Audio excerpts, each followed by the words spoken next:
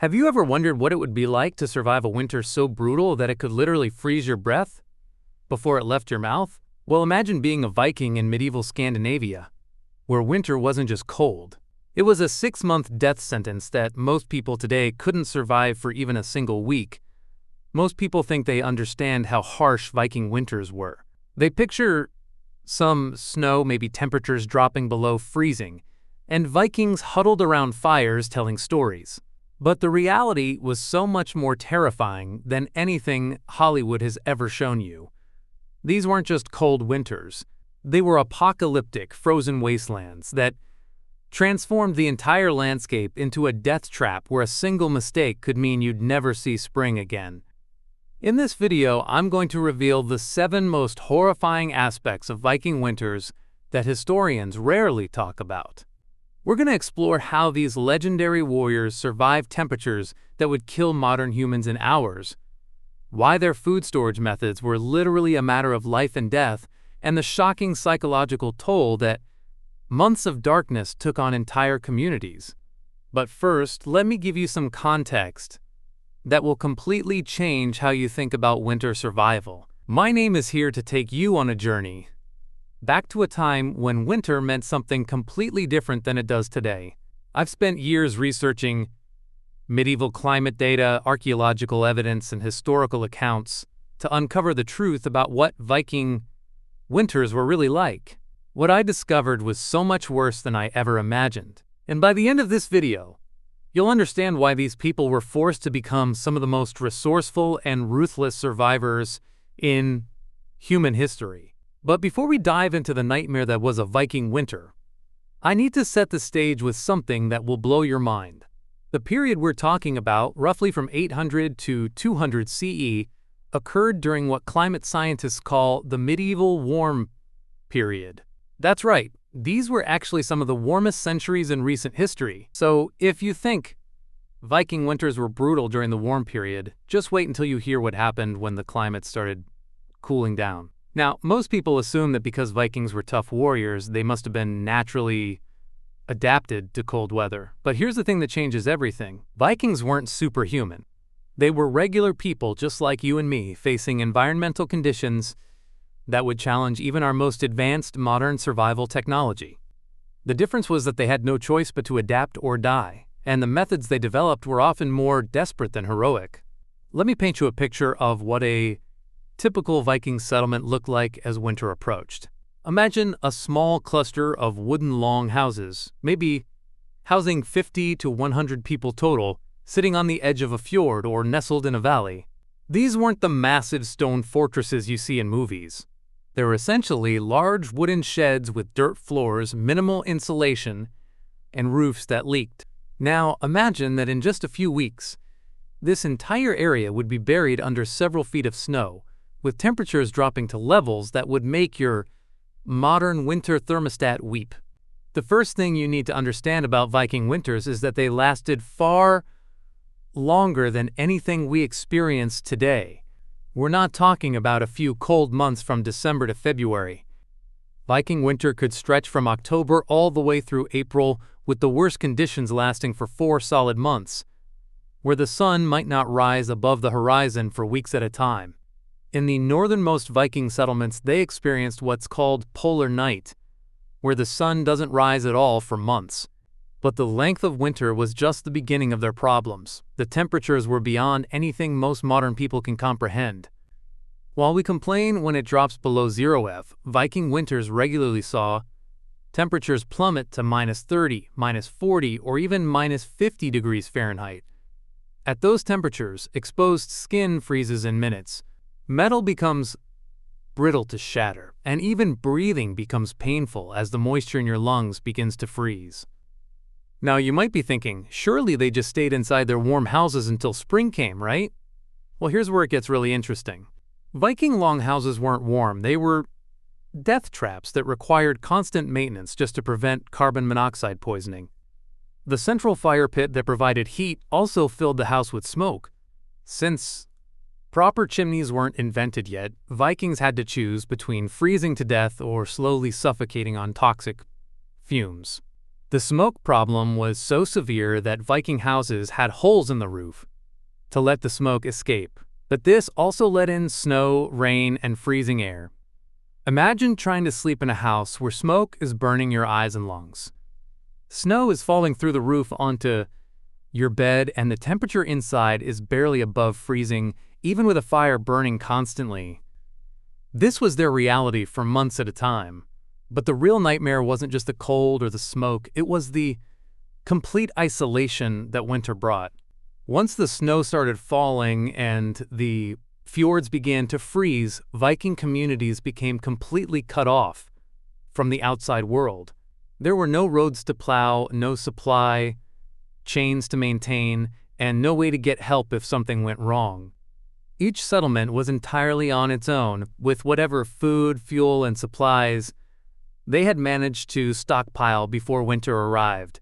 This isolation created a pressure cooker effect that most people don't think about.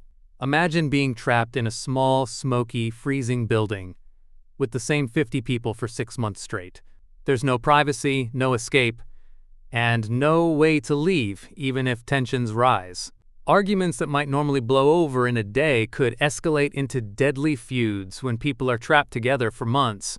The psychological stress was so intense that many Viking sagas described winter as a time when madness and violence were common. The food situation was perhaps the most terrifying aspect of all. Vikings didn't have refrigeration, canning, or any of the food preservation methods we take for granted today.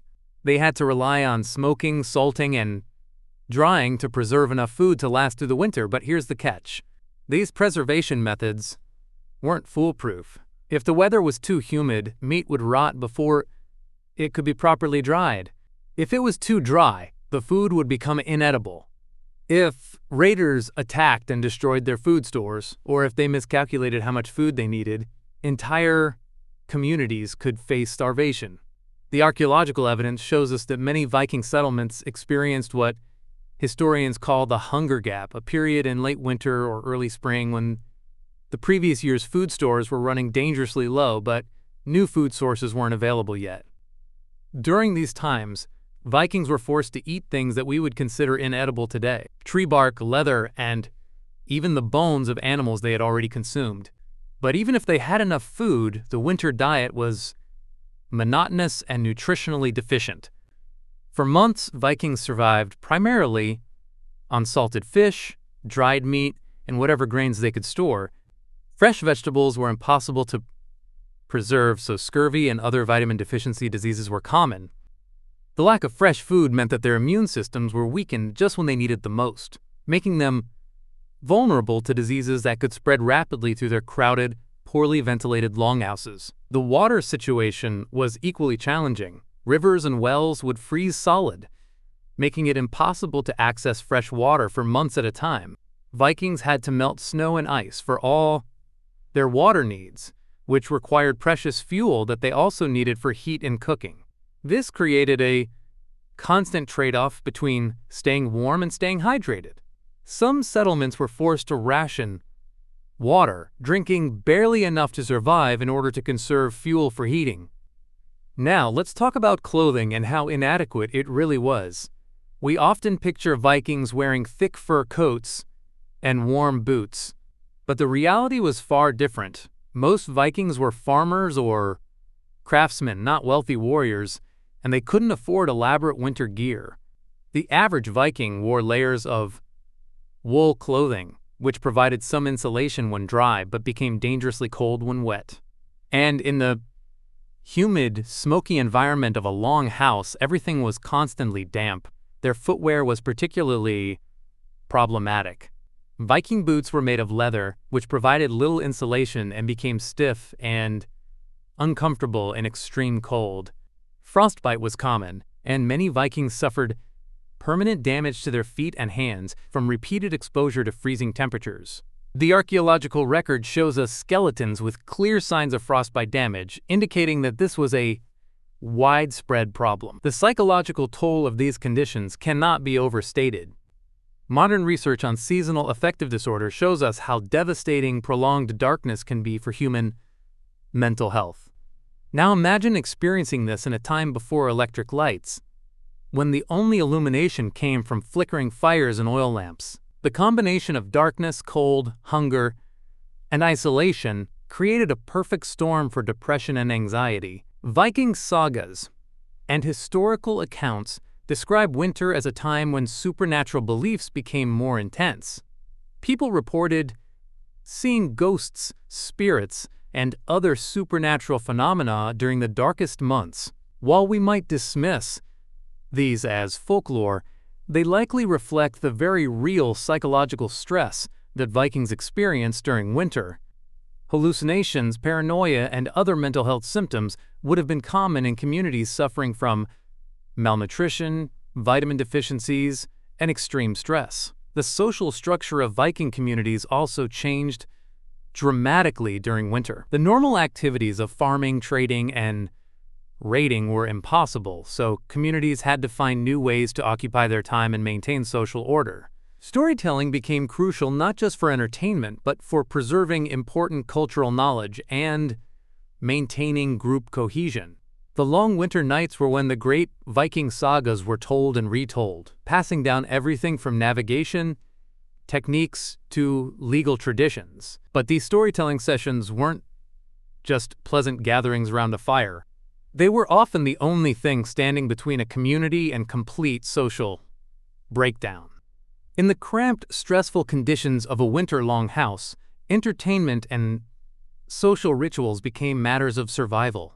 Communities that couldn't maintain morale and social order during the winter months often didn't survive to see spring. The health challenges went far beyond what we've already discussed. The combination of poor nutrition, crowded living conditions, and compromised immune systems made Viking communities vulnerable to epidemic diseases during winter. A single sick person could infect an entire settlement, and with no medical knowledge or antibiotics, diseases that we consider minor today could wipe out whole families. Childbirth during winter was particularly dangerous. Women who gave birth in the coldest months faced enormous risks, not just from the birth itself, but from the challenge of keeping a newborn alive in such harsh conditions. Infant mortality rates were already high in Viking times, but winter births had an even lower survival rate. The decision of when to have children was literally a matter of life and death, with most families trying to time births for the warmer months. But perhaps the most terrifying aspect of Viking winters was their unpredictability. While Vikings could prepare for a typical winter, they had no way to predict when an unusually harsh winter would arrive. Climate records show that the medieval period experienced significant weather variability, with some winters being far more severe than others. A winter that was just 20% colder or longer than usual could mean the difference between survival and death for an entire community.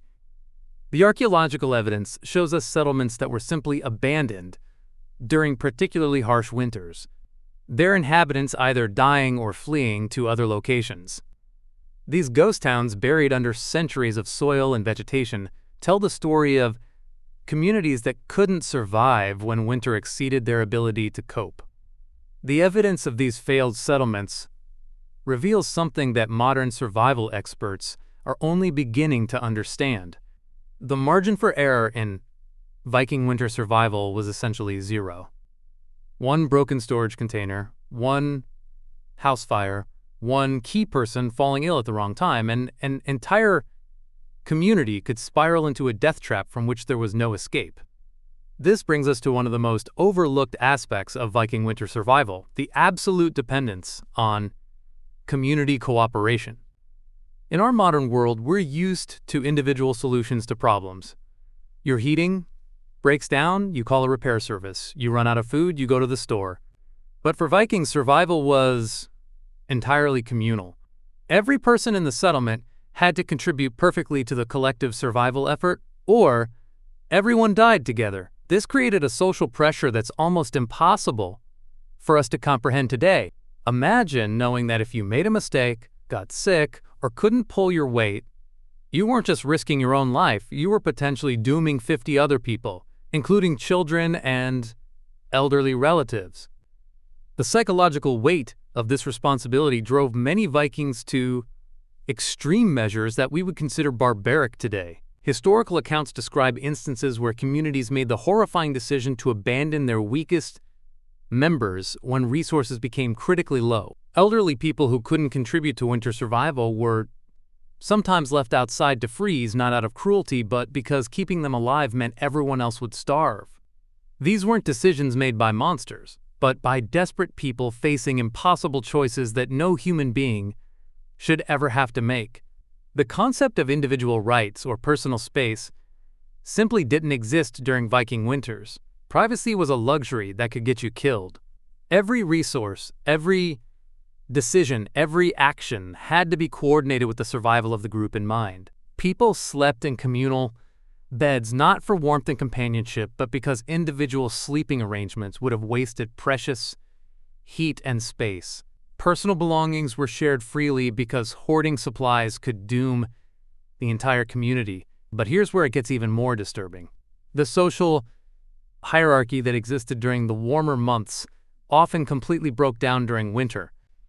The chieftain who commanded respect during raiding season might find his authority challenged by whoever was best at managing winter survival. Women often gained power during winter because they typically managed food storage and distribution, making them literally the gatekeepers between life and death. Children were valued not for their potential, but for their immediate ability to contribute to survival tasks.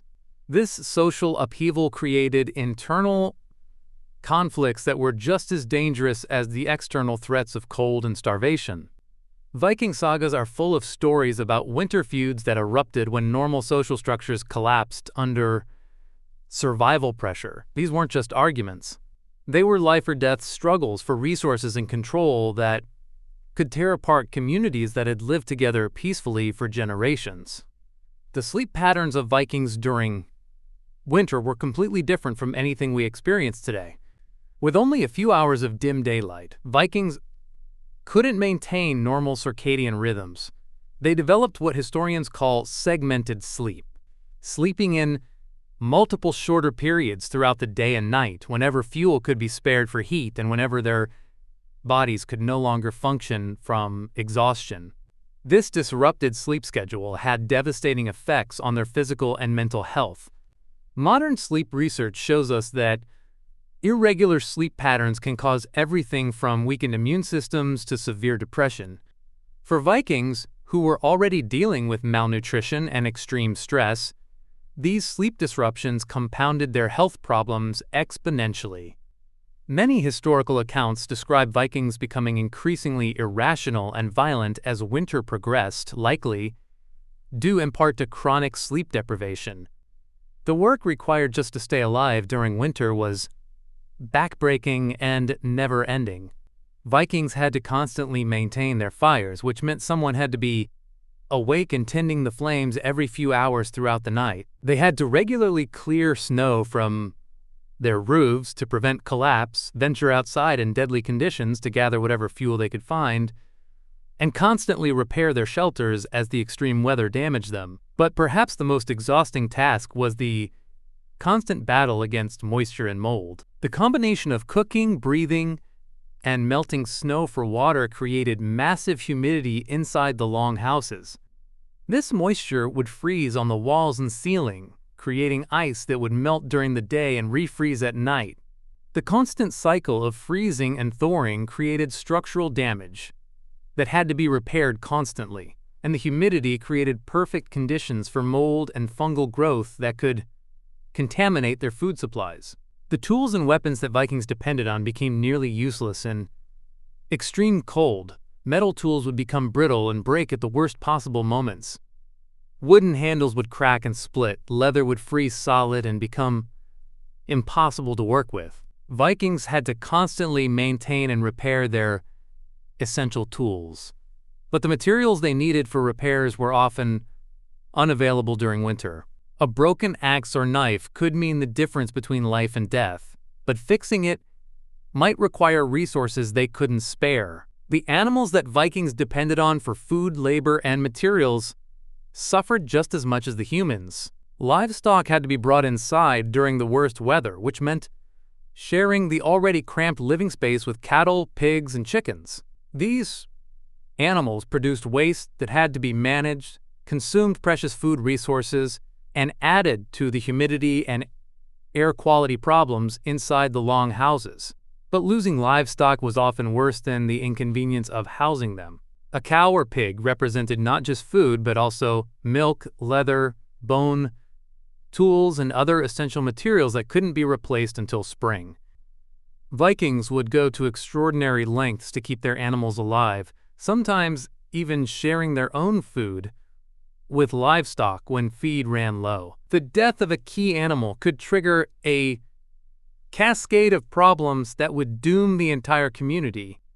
The most terrifying aspect of Viking winter survival was the complete lack of backup plans. In our modern world, we have emergency services, hospitals, supply chains, and communication networks that can help us when things go wrong. Vikings had none of these safety nets. When their primary survival strategy failed, there was no plan B. Communities that found themselves in crisis during winter had to improvise solutions using whatever materials they had on hand. And these desperate measures often led to their doom. Archaeological evidence shows us settlements where Vikings attempted increasingly desperate survival strategies as their situations became hopeless. We find evidence of people burning furniture, tools, and even structural elements of their houses for fuel. We see signs that they ate leather, bones, and anything else that might provide nutrition. Some sites show evidence that communities resorted to cannibalism when all other food sources were exhausted. These archaeological discoveries reveal the final, most horrifying truth about Viking winters.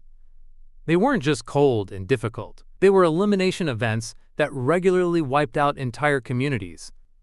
The Vikings we know from history and legend were the survivors, the ones who made it through these impossible conditions. For every successful Viking settlement, there were probably dozens that simply vanished during particularly harsh winters, leaving behind only scattered artifacts and bones to tell their story. The psychological adaptation required to survive these conditions fundamentally changed how Vikings viewed life and death. They developed a fatalistic worldview that accepted death as a constant companion, not something that happened to other people or in old age, but something that could come for anyone at any moment. This acceptance of mortality influenced everything from their religious beliefs to their approach to warfare and exploration. But this fatalism also gave them a kind of fearlessness that modern people struggle to understand. When you've survived multiple winters where death was a daily possibility, facing enemy warriors in battle probably seemed almost mundane by comparison. The legendary Viking courage that we read about in sagas wasn't just cultural bravado. It was the practical result of living through experiences that would break most modern people psychologically. The children who survived Viking winters grew up with a completely different relationship to risk, hardship, and survival than anything we can imagine today. They learned from infancy that comfort and safety were temporary luxuries, that survival required constant vigilance and preparation, and that the difference between life and death often came down to split-second decisions and perfect execution of survival skills. These children became the adults who would eventually launch the Viking Age, exploring and conquering territories from Greenland to Constantinople. Their willingness to sail into unknown waters, establish settlements in hostile environments, and take enormous risks in pursuit of resources and opportunities wasn't just cultural ambition. It was the practical result of growing up in conditions where taking calculated risks was the only way to survive.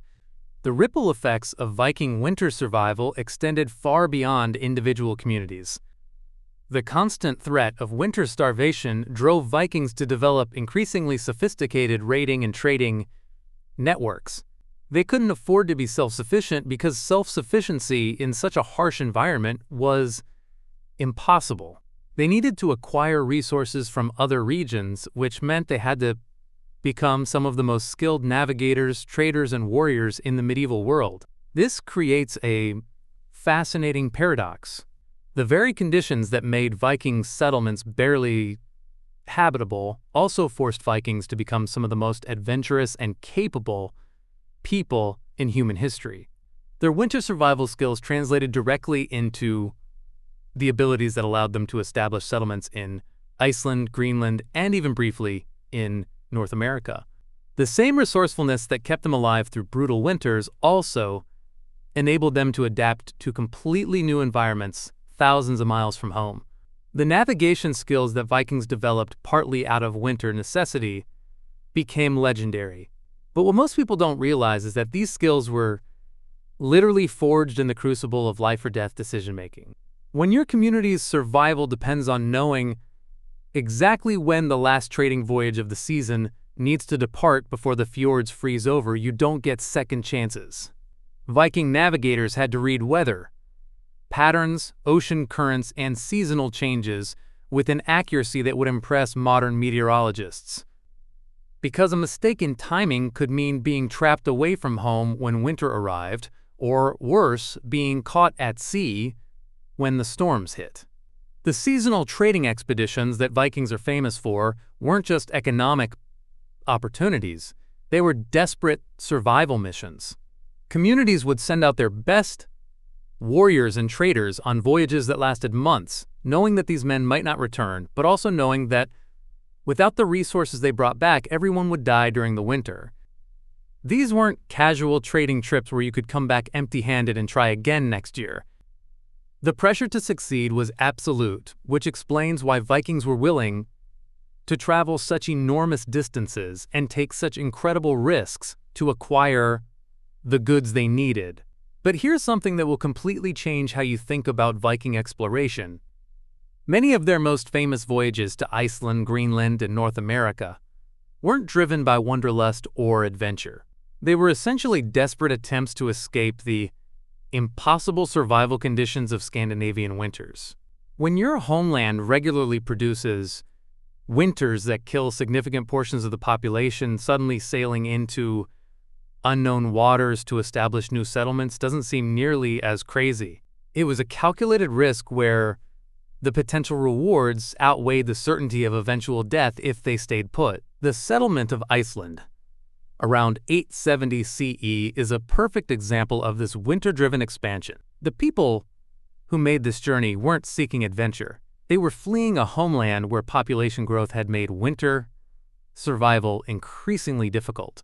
Iceland offered the promise of new agricultural land, untapped resources, and most importantly, the possibility of establishing communities that weren't already operating at the razor's edge of survival capacity.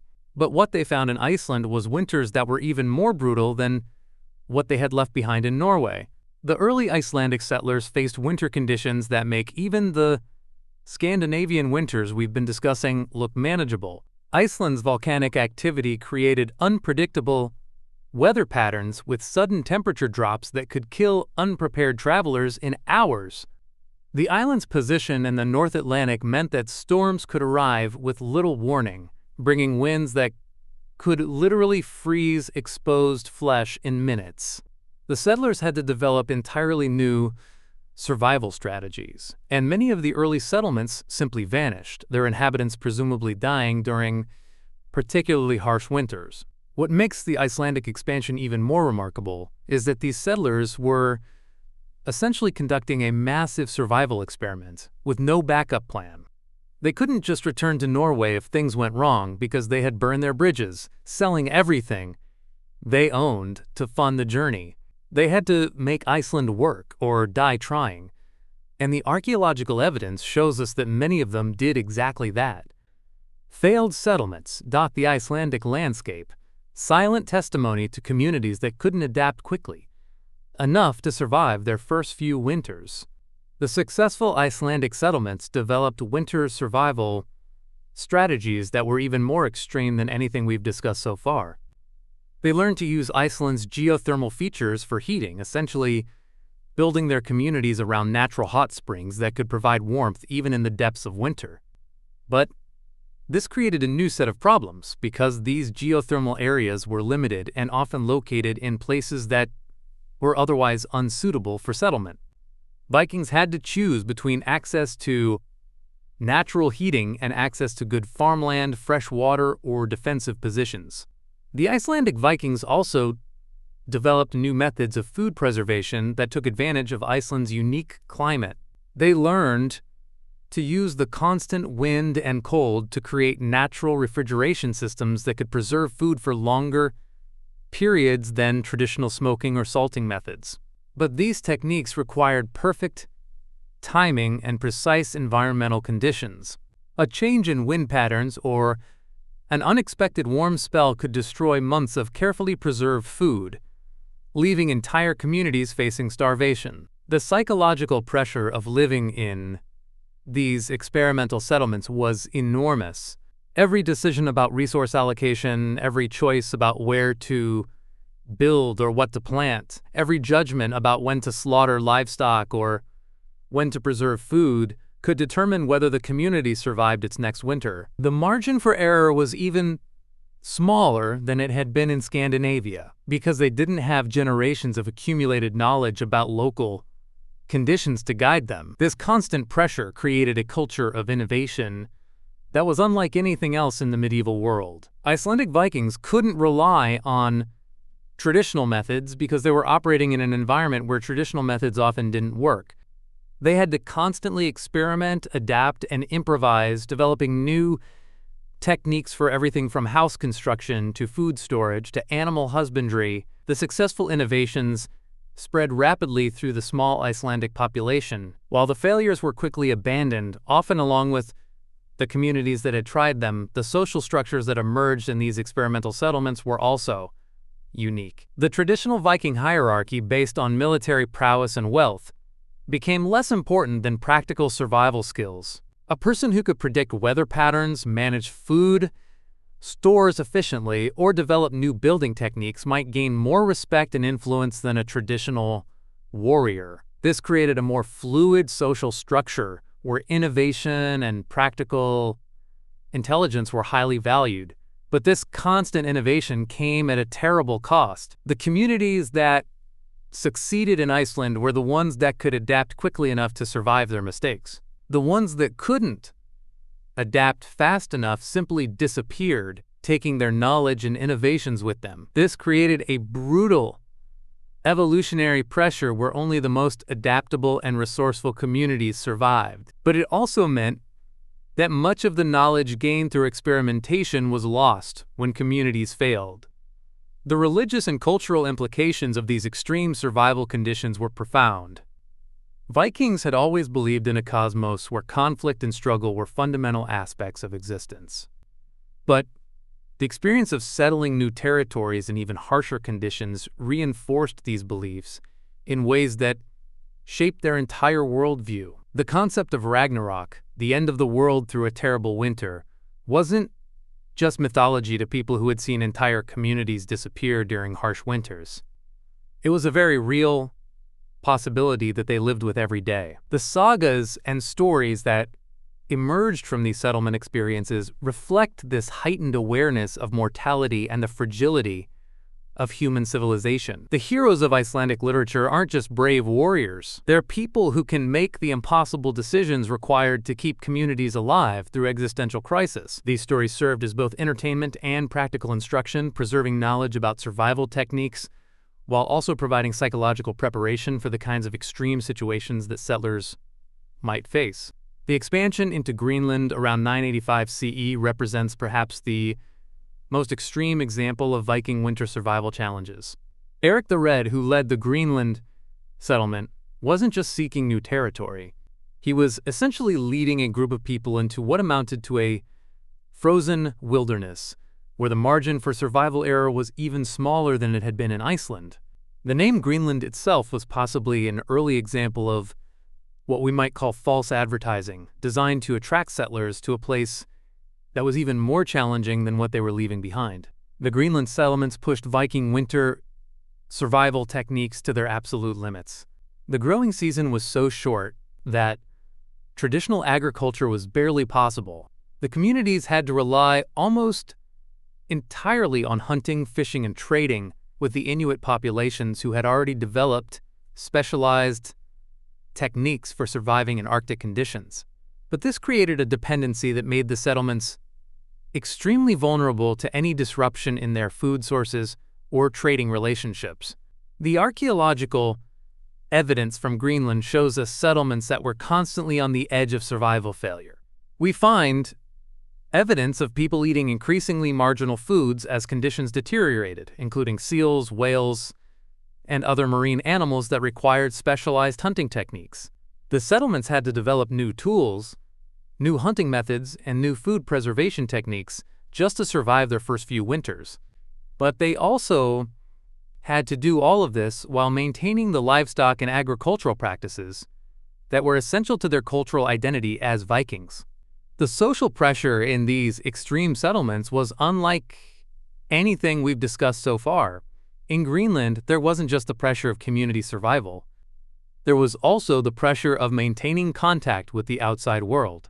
The settlements were so isolated that they could only receive supplies and news from Europe once or twice a year during the brief summer months when navigation was possible. This meant that any crisis that developed during winter couldn't be resolved until the following summer, if at all. The psychological toll of this isolation was enormous.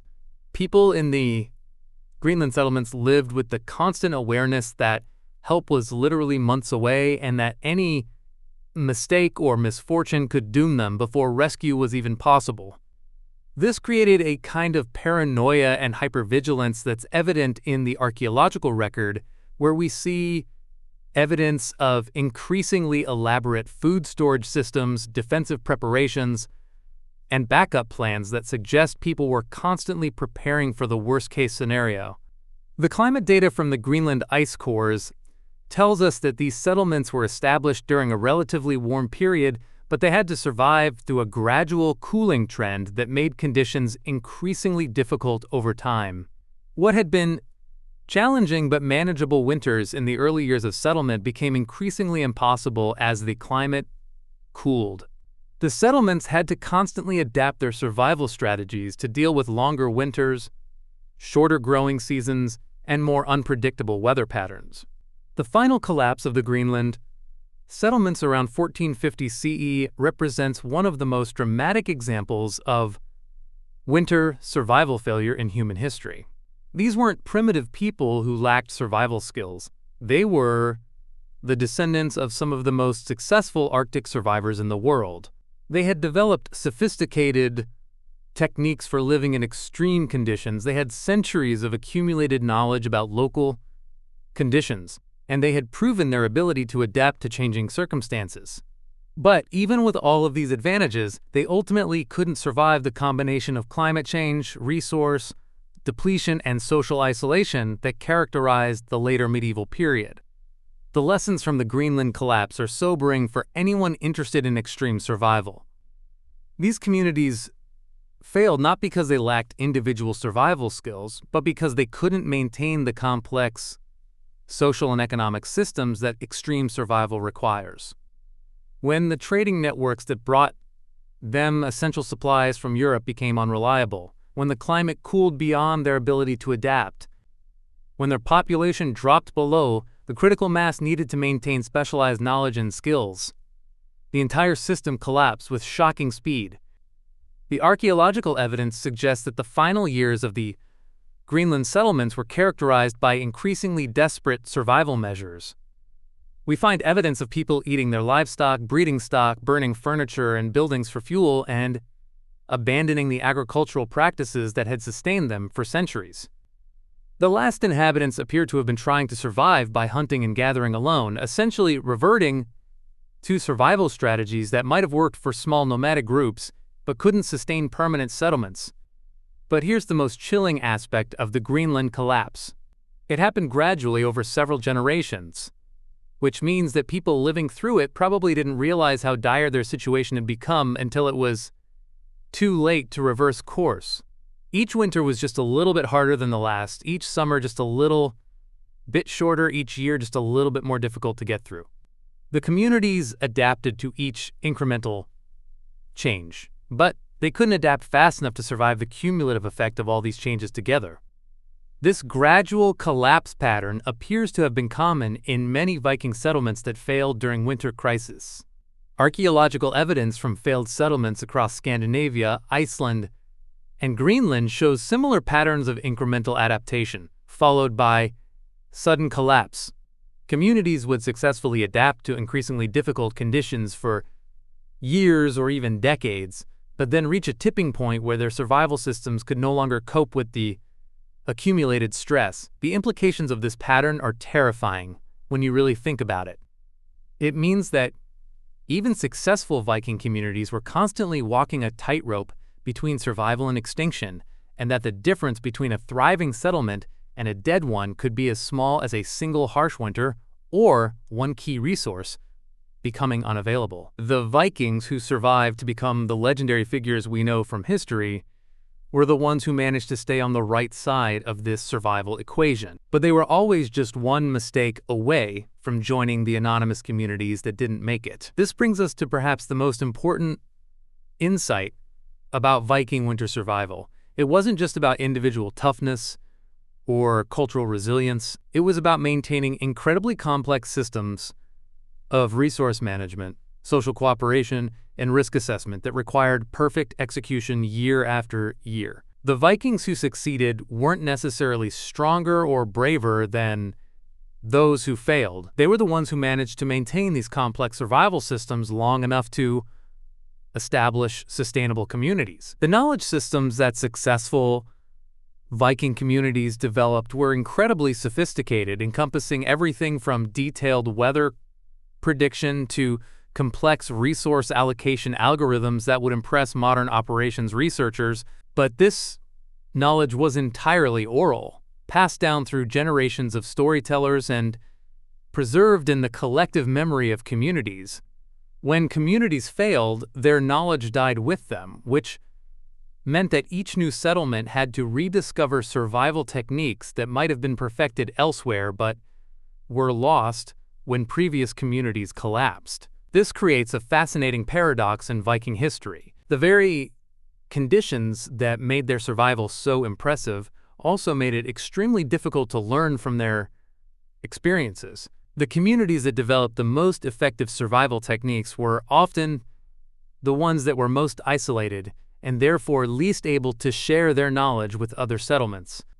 The techniques that worked in one location might not work in another, and the people who had perfected these techniques might not survive long enough to pass them on to the next generation. The archaeological record gives us glimpses of this lost knowledge in the form of artifacts and settlement patterns that suggest sophisticated survival techniques, but we can only guess at the specific methods that were used. We see evidence of food storage systems that could preserve supplies for years, heating systems that could warm large buildings efficiently, and construction techniques that could create structures capable of withstanding extreme weather. But the knowledge of how to build and maintain these systems died with the communities that created them. This lost knowledge represents one of the great tragedies of Viking winter survival. How many communities might have survived if they had access to the techniques developed by previous settlements? How many innovations were lost when communities failed? How much more successful might Viking expansion have been if they had been able to systematically preserve and share survival knowledge across their scattered settlements? The answer to these questions is unknowable, but the implications are staggering. The Viking expansion that we know from history represents just the visible tip of a much larger iceberg of human experimentation with extreme survival. For every successful settlement that left historical records, there were probably dozens of failed attempts that left only scattered artifacts and bones. The Vikings we celebrate in our histories and legends were the survivors of a massive century-long experiment in human adaptability that claimed far more lives than it preserved. This perspective completely changes how we should think about Viking achievements.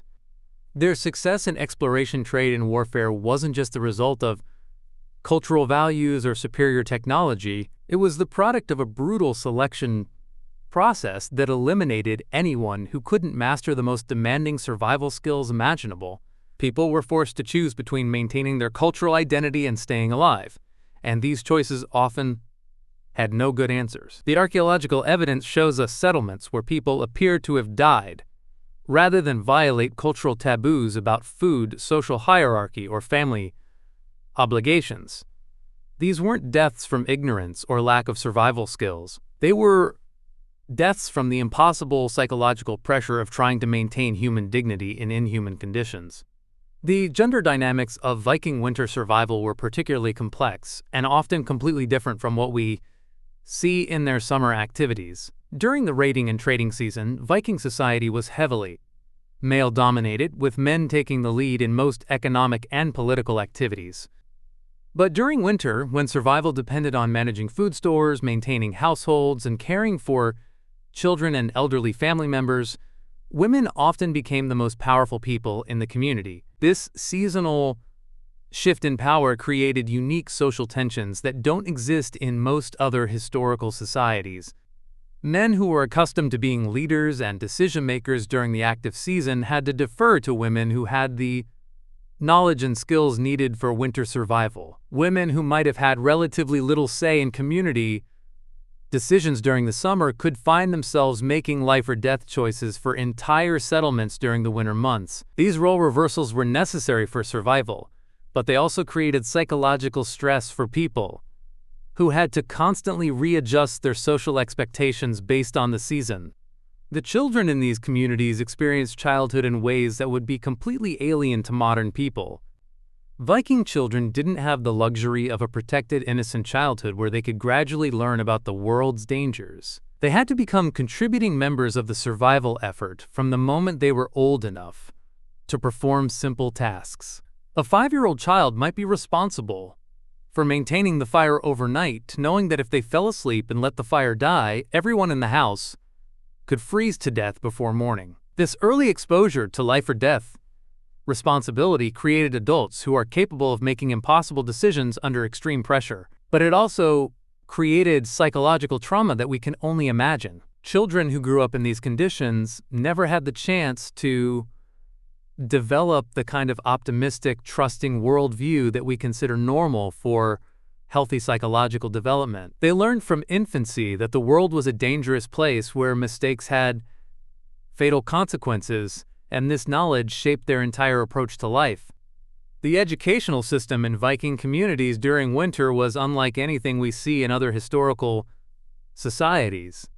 Children didn't learn abstract academic subjects. They learned practical skills that would keep them alive. But this education was incredibly sophisticated, encompassing everything from weather prediction to resource management to complex social negotiations.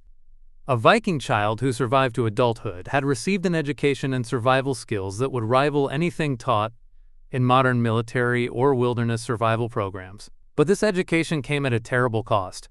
Children who couldn't master these skills quickly enough didn't get second chances. The community couldn't afford to support people who couldn't contribute to survival efforts regardless of their age or circumstances. This created a brutal selection pressure where only the most capable and adaptable children survived to become adults. The Vikings, we know from history, were the products of this selection process, which explains their legendary competence but also hints at the enormous human cost of their achievements. The religious and spiritual practices that sustained Viking communities during winter were far more complex and psychologically sophisticated than most people realize. The Norse mythology that we know from later sources wasn't just entertainment or abstract theology. It was a practical, psychological framework that helped people cope with the reality of living in conditions where death was a constant possibility. The stories about gods struggling against impossible odds, heroes facing certain doom with courage, and the ultimate fate of the world ending in winter weren't just myths. They were psychological preparation for the kinds of experiences that Vikings faced every year. The concept of Valhalla, the Hall of the Slain, where warriors who died in battle would feast and fight for eternity, takes on completely different meaning when you understand the reality of Viking winter survival. For people who spent months every year wondering if they would live to see spring, the idea of an afterlife, where the struggles of existence were transformed into eternal celebration, wasn't just comforting. It was psychologically essential. The promise that death in battle would lead to eternal feasting would have been particularly appealing to people who regularly face the possibility of slow death from starvation or freezing. But the religious practices that actually sustained communities during winter were often quite different from the dramatic mythology that we associate with Viking culture. The daily rituals, seasonal ceremonies, and community practices that helped people maintain psychological stability during the darkest months were often focused on more practical concerns like ensuring community cooperation, maintaining hope during periods of despair, and creating social bonds that could withstand the enormous stress of survival situations. The archaeological evidence shows us that Viking communities developed increasingly elaborate ritual practices around food storage, distribution, and consumption during winter months. These weren't just practical activities, they were sacred ceremonies that helped maintain social cohesion and psychological stability. The act of rationing food, for example, wasn't just a practical necessity. It was a ritual that reinforced community bonds and shared responsibility. People who participated in these rituals were psychologically prepared to make the sacrifices necessary for group survival.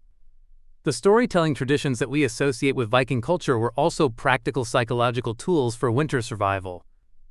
The long, complex sagas that were recited during winter gatherings weren't just entertainment. They were ways of preserving essential knowledge, maintaining cultural identity, and providing psychological escape from the harsh realities of daily survival. But these stories also served as training exercises that helped people mentally rehearse the kinds of difficult decisions they might have to make in survival situations. The heroes of Viking sagas face many of the same impossible choices that real people encountered during winter survival crises. They have to choose between loyalty to family and loyalty to community, between maintaining honor and staying alive, between preserving cultural values and adapting to new circumstances. By mentally rehearsing these dilemmas through storytelling, Viking communities were preparing themselves psychologically for the kinds of decisions that might mean the difference between survival and death. The medical knowledge that Viking communities developed during their winter survival experiences was surprisingly sophisticated, but it was also closely guarded and difficult to preserve. Communities that developed effective treatments for cold-related injuries, nutritional deficiencies, and psychological disorders had significant survival advantages. But this knowledge was often lost when communities failed, or when the people who possessed it died before they could pass it on to others. The archaeological evidence suggests that some Viking communities developed medical treatments that were remarkably effective given their limited resources. We find evidence of surgical procedures, herbal remedies, and psychological interventions that suggest a sophisticated understanding of human physiology and psychology. But we also find evidence of communities that lacked this knowledge and suffered devastating losses from medical problems that other settlements had learned to treat effectively. The inequality in medical knowledge between different communities created another layer of survival pressure that most people don't consider. A settlement that had access to effective medical treatments could survive health crises that would wipe out communities that lacked this knowledge. But medical knowledge was often closely guarded within families or specialist groups, which meant that it couldn't easily spread to other communities that might need it. The psychological techniques that Viking communities developed for maintaining mental health during winter months were perhaps their most important and least understood survival innovations. Modern research on seasonal affective disorder, cabin fever, and isolation psychology gives us some insight into the mental health challenges that Vikings faced. But they had to develop solutions to these problems without any understanding of the underlying psychological mechanisms. The evidence suggests that successful Viking communities developed elaborate systems of social interaction, physical activity, and mental stimulation that helped prevent the psychological breakdown that could destroy community cohesion during winter months. These systems included everything from organized games and competitions to structured work rotations that ensured everyone had meaningful tasks to perform. But these psychological interventions had to be carefully balanced against the practical demands of survival, which meant that communities had to develop sophisticated understanding of human psychology.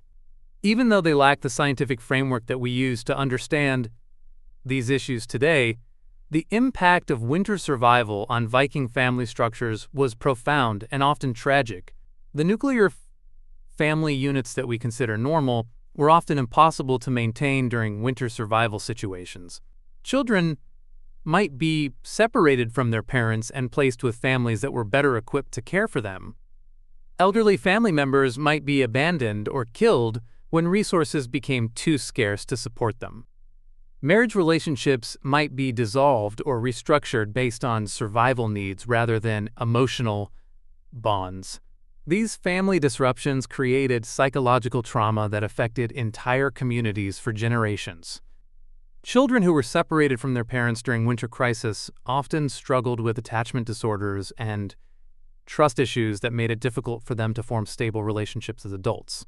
Adults who were forced to abandon family members often suffered from guilt and depression that affected their ability to function effectively in survival situations. The social fabric of Viking communities was constantly being torn apart and rebuilt based on the harsh realities of winter survival. But these family disruptions also created new forms of social organization that were remarkably resilient and adaptable. Viking communities developed complex systems of adoption, fostering, and extended family relationships that ensured children would be cared for even if their biological parents died or became unable to provide for them. These systems were far more flexible and responsive than the rigid family structures that characterized many other medieval societies.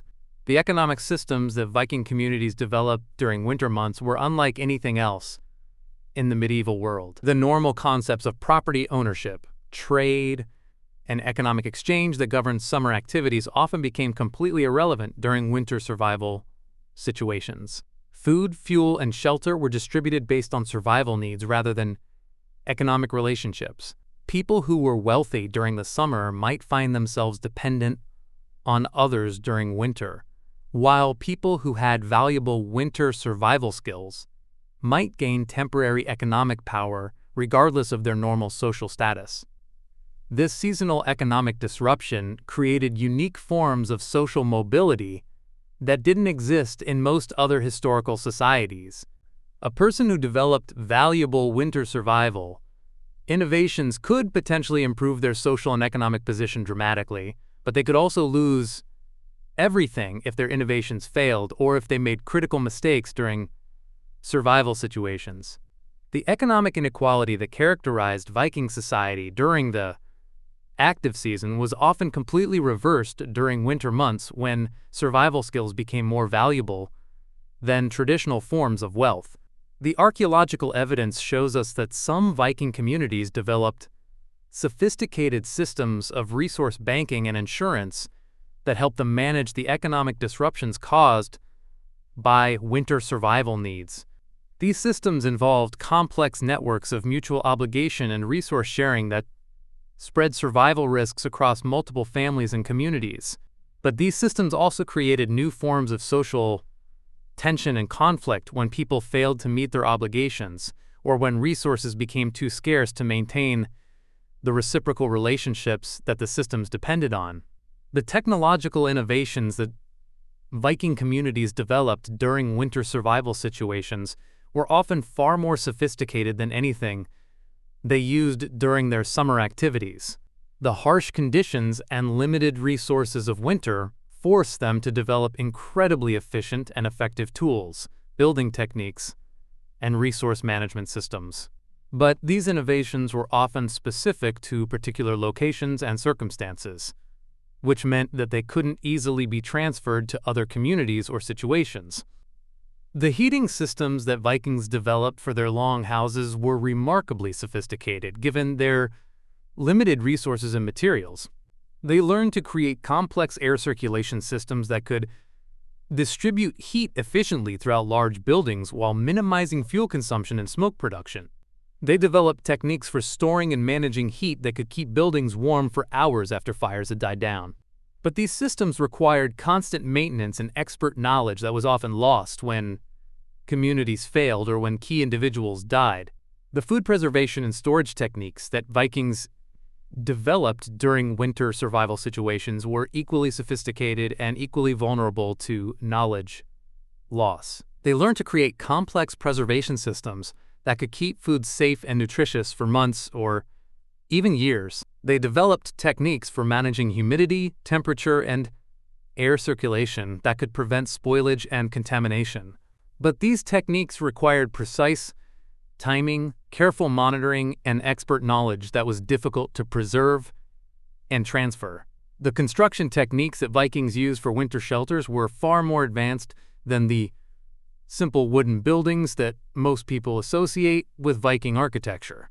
They learned to create buildings that could withstand extreme weather conditions while maintaining internal climate control and structural integrity. They developed techniques for insulation, weatherproofing, and structural reinforcement that were remarkably effective given their limited materials and tools. But perhaps the most impressive technological achievement of Viking winter survival was their development of complex systems integration that allowed all of these individual innovations to work together effectively. A successful Viking winter settlement wasn't just a collection of individual survival techniques. It was an integrated system where heating, food, storage, construction, and social organization all worked together to create conditions where human life could be sustained through impossible environmental challenges. The failure of any single component in these integrated systems could trigger cascade failures that would destroy entire communities. A heating system that failed could make food storage impossible, which could lead to social breakdown, which could make it impossible to maintain the construction and maintenance work that kept the heating system functioning. The communities that survived were the ones that managed to maintain all of these complex systems simultaneously. But the communities that failed often collapsed with shocking speed once the integration started to break down. This systems integration approach to survival helps explain why Viking communities were so successful in some environments and so catastrophically unsuccessful in others. The techniques that worked perfectly in one location might be completely inappropriate for different environmental conditions in communities that tried to apply successful techniques in inappropriate situations often failed spectacularly. The knowledge of how to adapt these integrated systems to new environments was perhaps the most valuable and most difficult to preserve aspect of Viking winter survival expertise. The communities that mastered this systems integration approach became the foundation for the most successful Viking settlements and the launching points for the most ambitious exploration and colonization efforts. But the communities that failed to develop these integrated approaches often left behind only scattered artifacts and mysterious ruins that hint at the enormous human cost of learning to survive in some of the most challenging environments on Earth.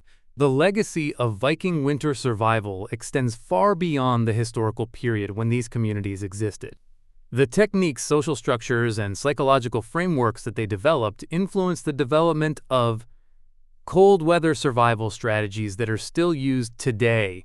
The integration of technology, social organization, and psychological preparation that characterized successful Viking winter communities became the foundation for many later developments in extreme environment survival. But perhaps the most important legacy of Viking winter survival is the demonstration that human beings are capable of adapting to environmental conditions that seem impossible to survive. The Vikings proved that with sufficient knowledge, social cooperation, and psychological preparation, humans can create sustainable communities even in environments where individual survival seems impossible. Their achievements provide both inspiration and practical guidance for modern efforts to establish human settlements in extreme environments. From Arctic research stations to space colonies, the story of Viking winter survival is ultimately a story about the incredible resilience and adaptability of human beings when they are forced to confront existential challenges. It's a story about communities that faced impossible odds and found ways to not just survive, but to thrive and expand into new territories. But it's also a story about the enormous human cost of pushing the boundaries of what's possible and the countless communities and individuals who paid the ultimate price for the knowledge and achievements that we celebrate today.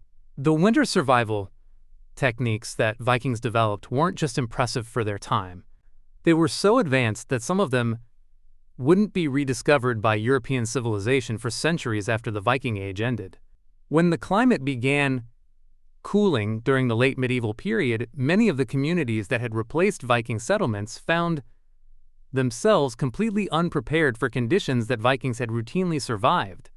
The knowledge that had kept entire populations alive through impossible winters had been lost, and the consequences were devastating. This knowledge loss happened because Viking winter survival expertise was incredibly specialized and difficult to preserve. Unlike agricultural techniques or basic crafts that could be easily taught and practiced, winter survival required the integration of dozens of different skills that all had to work together perfectly. A person might master food preservation techniques but lack the construction skills needed to build proper storage facilities. Someone else might understand heating systems but not have the social leadership skills needed to organize community survival efforts. The most successful Viking communities were the ones that managed to concentrate all of these different types of expertise within a small group of people who could work together effectively. But this concentration of knowledge also made the communities extremely vulnerable to sudden losses of key individuals. The death of a master builder, an expert food manager, or a skilled weather predictor could a community's ability to survive the next winter. Archaeological evidence shows us settlements that appear to have been thriving one year and completely abandon the next, suggesting that the loss of critical knowledge could trigger rapid community collapse. The social mechanisms that Viking communities developed to preserve and transfer winter survival knowledge were remarkably sophisticated but also extremely fragile. Knowledge was typically passed down through family lines, with each generation learning from their parents and grandparents. But this system only worked when families remained intact and when there was enough time for proper knowledge transfer. During particularly harsh winters or crisis situations, the normal knowledge transfer process could be disrupted, leaving entire communities without access to essential survival information. The apprenticeship systems that Vikings used for specialized winter survival skills were even more vulnerable to disruption. A young person learning advanced heating system maintenance or complex food preservation techniques might need years of training before they could work independently. If their teacher died or became incapacitated before the training was complete, the knowledge could be lost forever. The archaeological record shows us settlements where sophisticated survival technologies were abandoned mid-construction, suggesting that the people who knew how to complete them had died or disappeared. The psychological aspects of knowledge preservation were equally challenging. Winter survival knowledge wasn't just technical information. It was deeply embedded in cultural practices, social relationships, and psychological frameworks that help people cope with extreme stress. A person might know all the technical details of how to manage food stores during a harsh winter, but without the psychological preparation and social support systems that made it possible to actually implement these techniques under pressure, the knowledge was essentially useless. The most devastating aspect of this knowledge loss was that it often happened gradually in ways that communities didn't recognize until it was too late. A settlement might successfully survive several winters using traditional techniques, but each year they might lose a small piece of their knowledge base. An elderly expert might die before fully training a replacement. A crucial technique might be simplified or modified in ways that reduced its effectiveness. A social practice that supported winter survival might be abandoned as communities adapted to changing circumstances. Over time, these small losses would accumulate until the community's survival capabilities were severely compromised. But because the degradation happened slowly, people often didn't realize how vulnerable they had become until they faced a winter that was just slightly more challenging than what they were prepared for. The final collapse, when it came, often appeared sudden and inexplicable to the people experiencing it, even though it was actually the result of years or decades of gradual knowledge erosion. The communities that were most successful at preserving winter survival knowledge were often the ones that developed redundant systems for knowledge storage and transfer. They might have multiple people learning the same critical skills, or they might develop ways of documenting important information that didn't rely entirely on human memory. But these redundant systems required resources and social organization that many communities couldn't maintain during the constant pressure of winter survival. The religious and cultural practices that supported knowledge preservation were equally important and equally vulnerable. The storytelling traditions that preserve technical information, the ritual practices that reinforce social cooperation, and the educational systems that train new generations of survival experts all required stable communities with enough resources to support non-productive activities. During crisis periods, these knowledge preservation activities were often the first things to be abandoned as communities focused all their energy on immediate survival needs. The loss of winter survival knowledge had cascading effects that extended far beyond individual communities. When settlements failed, they often took with them innovations and techniques that might have been crucial for other communities facing similar challenges.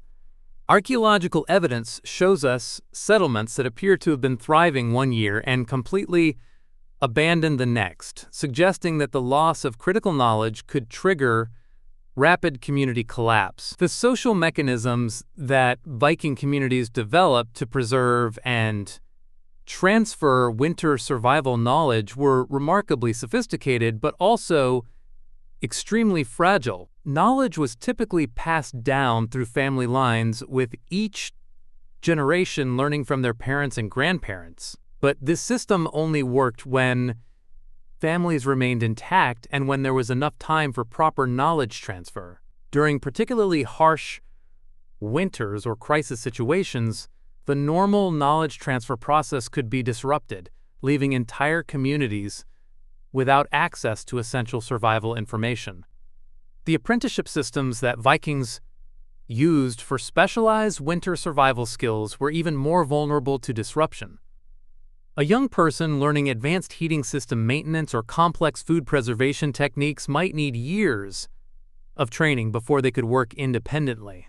If their teacher died or became incapacitated before the training was complete, the knowledge could be lost forever. The archaeological record shows us settlements where sophisticated survival technologies were abandoned mid-construction, suggesting that the people who knew how to complete them had died or disappeared. The psychological aspects of knowledge preservation were equally challenging. Winter survival knowledge wasn't just technical information. It was deeply embedded in cultural practices, social relationships, and psychological frameworks that helped people cope with extreme stress. A person might know all the technical details of how to manage food stores during a harsh winter, but without the psychological preparation and social support systems that made it possible to actually implement these techniques under pressure, the knowledge was essentially useless. The most devastating aspect of this knowledge loss was that it often happened gradually in ways that communities didn't recognize until it was too late. A settlement might successfully survive several winters using traditional techniques, but each year they might lose a small piece of their knowledge base. An elderly expert might die before fully training a replacement. A crucial technique might be simplified or modified in ways that reduced its effectiveness. A social practice that supported winter survival might be abandoned as communities adapted to changing circumstances. Over time, these small losses would accumulate until the community's survival capabilities were severely compromised.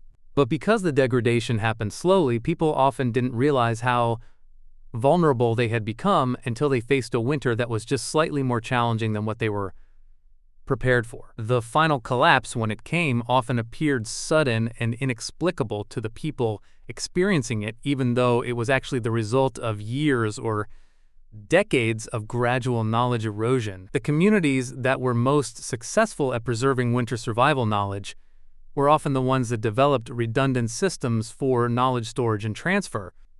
They might have multiple people learning the same critical skills, or they might develop ways of documenting important information that didn't rely entirely on human memory. But these redundant systems required resources and social organization that many communities couldn't maintain during the constant pressure of winter survival. The religious and cultural practices that supported knowledge preservation were equally important and equally vulnerable. The storytelling traditions that preserve technical information, the ritual practices that reinforce social cooperation, and the educational systems that train new generations of survival experts all required stable communities with enough resources to support non-productive activities. During crisis periods, these knowledge preservation activities were often the first things to be abandoned as communities focused all their energy on immediate survival needs. The loss of winter survival knowledge had cascading effects that extended far beyond individual communities. When settlements failed, they often took with them innovations and techniques that might have been crucial for other communities facing similar challenges. The knowledge of how to adapt survival techniques to specific environmental conditions, how to modify traditional practices for changing circumstances, and how to integrate different survival strategies into effective systems often died with the communities that had developed it. This knowledge loss also affected the broader Viking expansion efforts. The settlements that served as stepping stones for further exploration and colonization were often the ones that had mastered the most advanced winter survival techniques. When these communities failed, they not only lost their own populations, they also eliminated the infrastructure and expertise that would have been needed to support continued expansion into new territories. The contraction of Viking settlement areas during the later medieval period wasn't just due to climate change and political pressures. It was also the result of the gradual loss of the specialized knowledge that had made expansion possible in the first place. The archaeological evidence for this knowledge loss is both fascinating and heartbreaking. We find settlements where sophisticated survival technologies were built and then abandoned, suggesting that the knowledge of how to maintain them had been lost. We see evidence of communities that reverted to less effective survival techniques, indicating that they had lost access to more advanced methods. We find sites where traditional Viking construction techniques were replaced with inferior methods that were more familiar to the builders but less effective for winter survival. Perhaps most poignantly, we find evidence of communities that appear to have been experimenting with survival techniques right up until the moment they collapsed. These sites show us people who were clearly trying to adapt and innovate, but who lacked the integrated knowledge systems that would have allowed them to succeed. They had pieces of the puzzle, but not enough pieces to create viable solutions to their survival challenges. The speed with which winter survival knowledge could be lost was terrifying. A community that had successfully survived dozens of winters could find itself completely unprepared for conditions that were only slightly more challenging than what they had previously experienced. The knowledge that had kept their ancestors alive for generations could disappear in a single winter if key individuals died or if social systems broke down under stress. This rapid knowledge loss helps explain why Viking expansion into new territories was so risky and why so many settlements failed. Each new settlement was essentially starting from scratch, trying to adapt existing survival techniques to new environmental conditions without the safety net of accumulated local knowledge. The communities that succeeded were often the ones that could maintain their knowledge systems long enough to develop local expertise, but the communities that failed often collapsed before they could complete this adaptation process. The social dynamics of knowledge loss were particularly complex during winter survival situations. The same conditions that made knowledge preservation critical also made it extremely difficult to maintain the social structures that knowledge preservation required. When communities were under extreme survival pressure, the normal processes of education, apprenticeship, and cultural transmission were often disrupted. People were too focused on immediate survival needs to invest time and energy in teaching others or preserving information for future use. The hierarchical nature of Viking society also contributed to knowledge loss in ways that weren't immediately obvious. The most critical winter survival knowledge was often concentrated among the most skilled and experienced community members, who were also the people most likely to be involved in dangerous activities like hunting, trading, or resource gathering. When these individuals died or became incapacitated, entire communities could lose access to essential survival information. The gender dynamics of knowledge preservation were equally complex.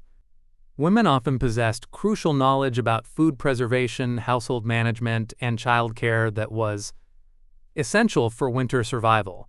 But this knowledge was sometimes devalued or marginalized in favor of more visible male activities like hunting or construction.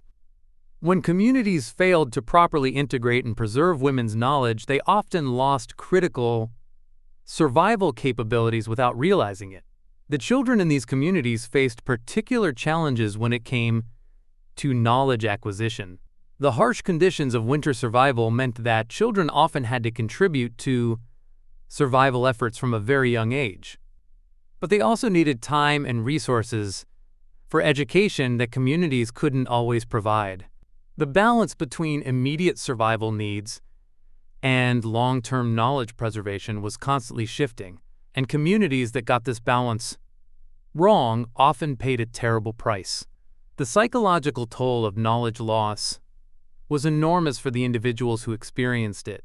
Imagine being responsible for your community's survival and gradually realizing that you no longer possessed the knowledge that your ancestors had used to survive similar conditions. The guilt, fear, and desperation that people must have felt as they watched their communities struggle with problems that previous generations had solved is almost impossible to comprehend. The documentation of this knowledge loss process is limited because the communities that were most affected by it were often the ones least able to preserve records of their experiences.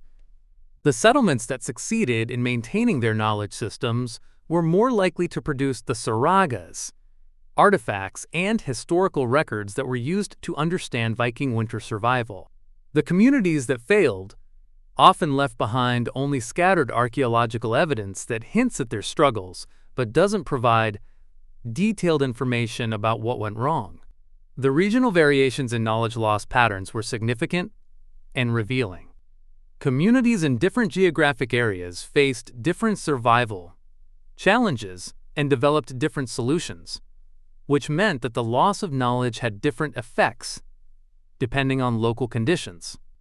A technique that was crucial for survival in one area might be less important in another, which meant that the same knowledge loss event could have dramatically different consequences for different communities. The timing of knowledge loss events was also critical.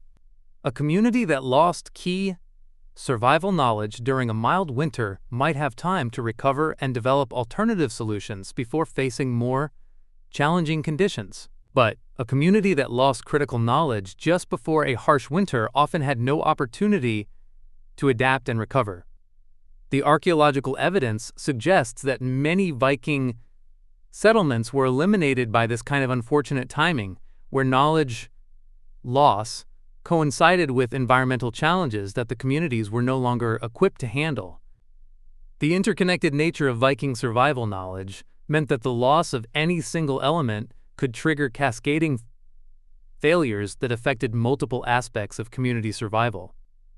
The loss of advanced heating techniques could make food storage more difficult, which could lead to nutritional problems that reduce people's ability to perform the physical labor needed for construction and maintenance, which could cause further deterioration of survival infrastructure. These cascade effects could accelerate community collapse in ways that were difficult to predict or prevent. The economic implications of knowledge loss were equally severe. Winter survival techniques often required significant investments of time, labor, and resources that had to be made during the warmer months, when communities were also trying to manage their normal economic activities. The loss of knowledge about how to make these investments efficiently could force communities to choose between immediate economic needs and long-term survival preparation. Communities that made the wrong choices often found themselves facing winter with inadequate preparation and no way to recover from their mistakes.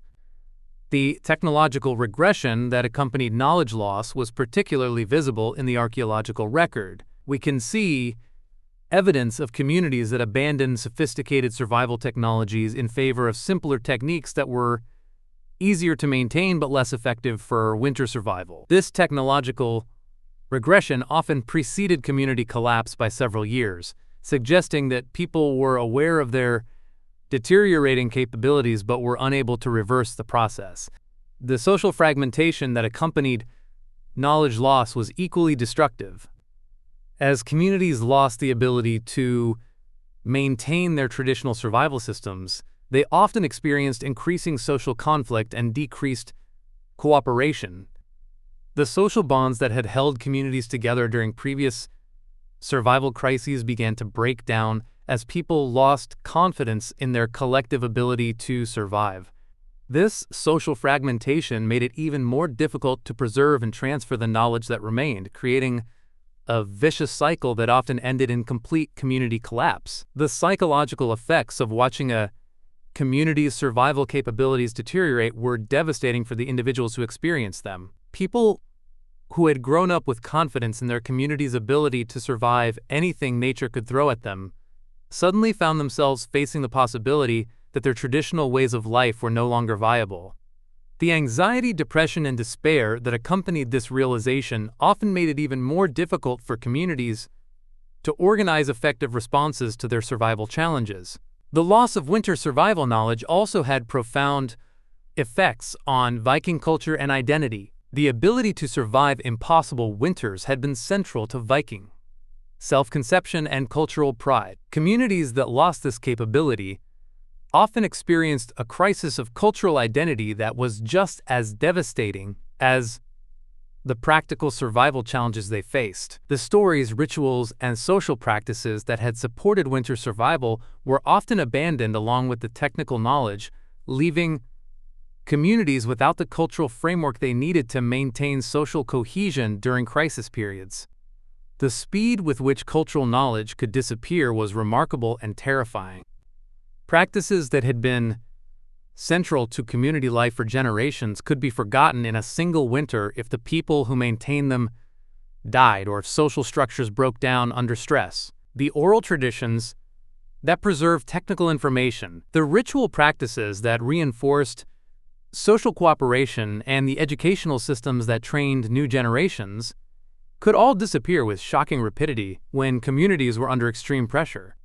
The archaeological evidence shows us that many Viking communities made desperate attempts to preserve their knowledge even as they were collapsing. We find evidence of communities that tried to document their survival techniques in physical artifacts, that attempted to simplify complex knowledge systems to make them easier to preserve, and that made extraordinary efforts to maintain their cultural practices even when they lacked the resources to do so effectively. These efforts rarely succeeded, but they provide moving testimony to the value that these communities placed on preserving their survival heritage. The regional networks that had supported knowledge sharing between Viking communities also began to break down as individual settlements failed. The trading relationships, kinship connections, and cultural exchanges that had allowed successful survival techniques to spread from one community to another were disrupted when key settlements collapsed. This network fragmentation meant that communities that might have been able to survive with outside knowledge and support found themselves isolated and unable to access the resources they needed. The climate changes that occurred during the later medieval period accelerated knowledge loss by making traditional survival techniques less effective. Communities that had developed their winter survival systems during warmer periods found that their techniques were inadequate for the colder conditions that began to prevail after 1300 CE. The knowledge that had kept them alive for generations was suddenly insufficient, but they lacked the time and resources needed to develop new techniques that could handle the changing conditions. The political changes that accompanied the end of the Viking Age also contributed to knowledge loss. The centralized kingdoms that replaced Viking communities often had different priorities and different approaches to resource management that didn't support the maintenance of traditional winter survival knowledge. The local autonomy that had allowed Viking communities to develop specialized survival techniques was gradually eliminated as larger political entities imposed standardized approaches that were less adapted to local conditions. The religious changes that occurred during the Christianization of Scandinavia also affected knowledge preservation. The storytelling traditions, ritual practices, and cultural frameworks that had supported winter survival knowledge were often associated with pagan beliefs that were actively suppressed by Christian authorities. The loss of these cultural support systems made it much more difficult to preserve and transfer the technical knowledge that they had maintained. The economic changes that accompanied the transition from the Viking Age to the later medieval period also reduced communities' ability to maintain winter survival knowledge.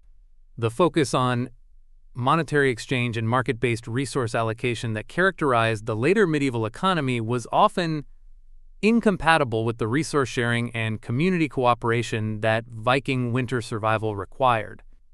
Communities that adopted these new economic systems often found that they had lost the social mechanisms that had supported their survival capabilities. The educational changes that occurred during this transition period were equally significant. The formal educational systems that began to develop during the later medieval period were focused on literacy, religious instruction, and administrative skills that were valuable for the emerging political and economic systems. But these educational systems didn't preserve the practical survival knowledge that had been central to Viking culture. The apprenticeship systems and informal knowledge transfer mechanisms that had maintained winter survival expertise were gradually replaced by educational approaches that didn't support these capabilities. The urbanization that began during the later medieval period also contributed to knowledge loss. As people moved from rural settlements to towns and cities, they lost direct contact with the environmental conditions that had shaped Viking winter survival techniques. The knowledge that had been essential for survival in rural settlements became irrelevant for urban populations, and the social structures that had supported knowledge preservation in small communities were difficult to maintain in larger urban environments.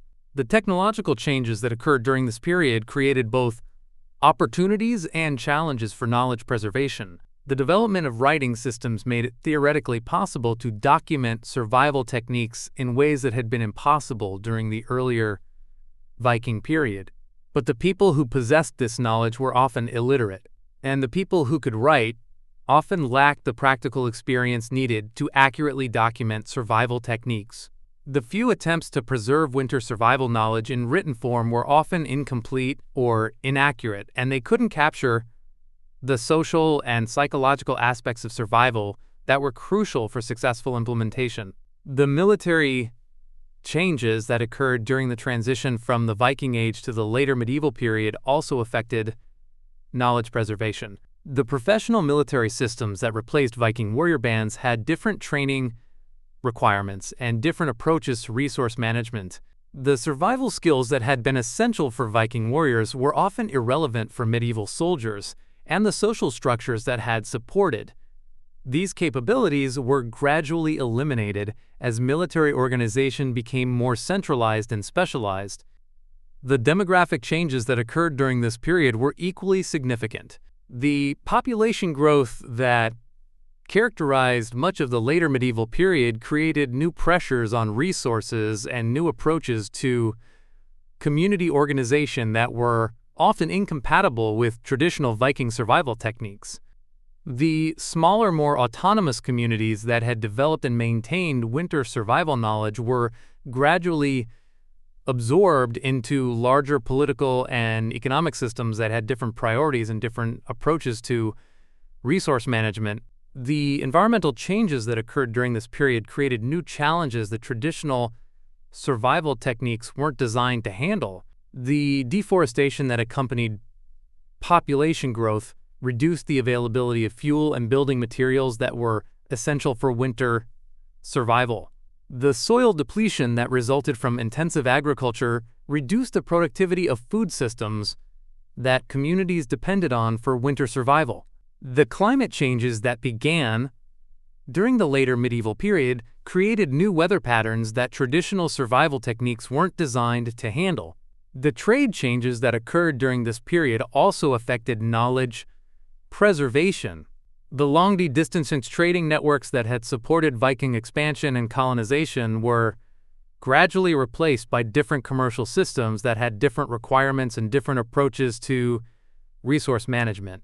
The knowledge that had been essential for managing resources in isolated settlements became less relevant as communities became more integrated into larger economic systems. The legal changes that occurred during the transition from the Viking Age to the later medieval period also contributed to knowledge loss. The customary legal systems that had supported Viking communities were gradually replaced by written legal codes that were administered by centralized authorities. The local autonomy that had allowed communities to develop specialized survival techniques was reduced as legal systems became more standardized and less responsive to local conditions. The social changes that accompanied these broader transformations were equally significant. The egalitarian social structures that had characterized many Viking communities were gradually replaced by more hierarchical systems that concentrated power and resources in the hands of fewer individuals. The community cooperation that had been essential for winter survival was more difficult to maintain in these hierarchical systems, and the social bonds that had supported knowledge preservation were gradually weakened. The cultural changes that occurred during this period were perhaps the most devastating for knowledge preservation. The cultural values that had supported winter survival, including the emphasis on practical skills, community cooperation, and adaptation to environmental challenges, were gradually replaced by different values that were more compatible with the emerging political and economic systems. The pride in survival capabilities that had been central to Viking identity was replaced by different sources of cultural identity that didn't support the maintenance of traditional knowledge. The psychological changes that accompanied these broader transformations were equally significant. The confidence in community survival capabilities that had sustained Viking communities through impossible challenges was gradually replaced by dependence on external authorities and systems. The psychological resilience that had been essential for winter survival was no longer cultivated or valued in the same way, and the mental frameworks that had supported survival knowledge were gradually abandoned. The educational changes that occurred during this period were particularly significant for knowledge preservation. The informal educational systems that had maintained winter survival knowledge were gradually replaced by formal educational systems that had different priorities and different approaches to knowledge transfer. The apprenticeship systems that had trained survival experts were gradually eliminated as economic and social systems changed, and the cultural practices that had supported knowledge preservation were gradually abandoned. The technological changes that occurred during this period created new possibilities for knowledge preservation, but they also created new challenges. The development of better construction techniques, more effective heating systems, and more efficient food preservation methods made it theoretically possible to survive winter conditions with less specialized knowledge. But these technological improvements also reduced the incentive to maintain traditional survival.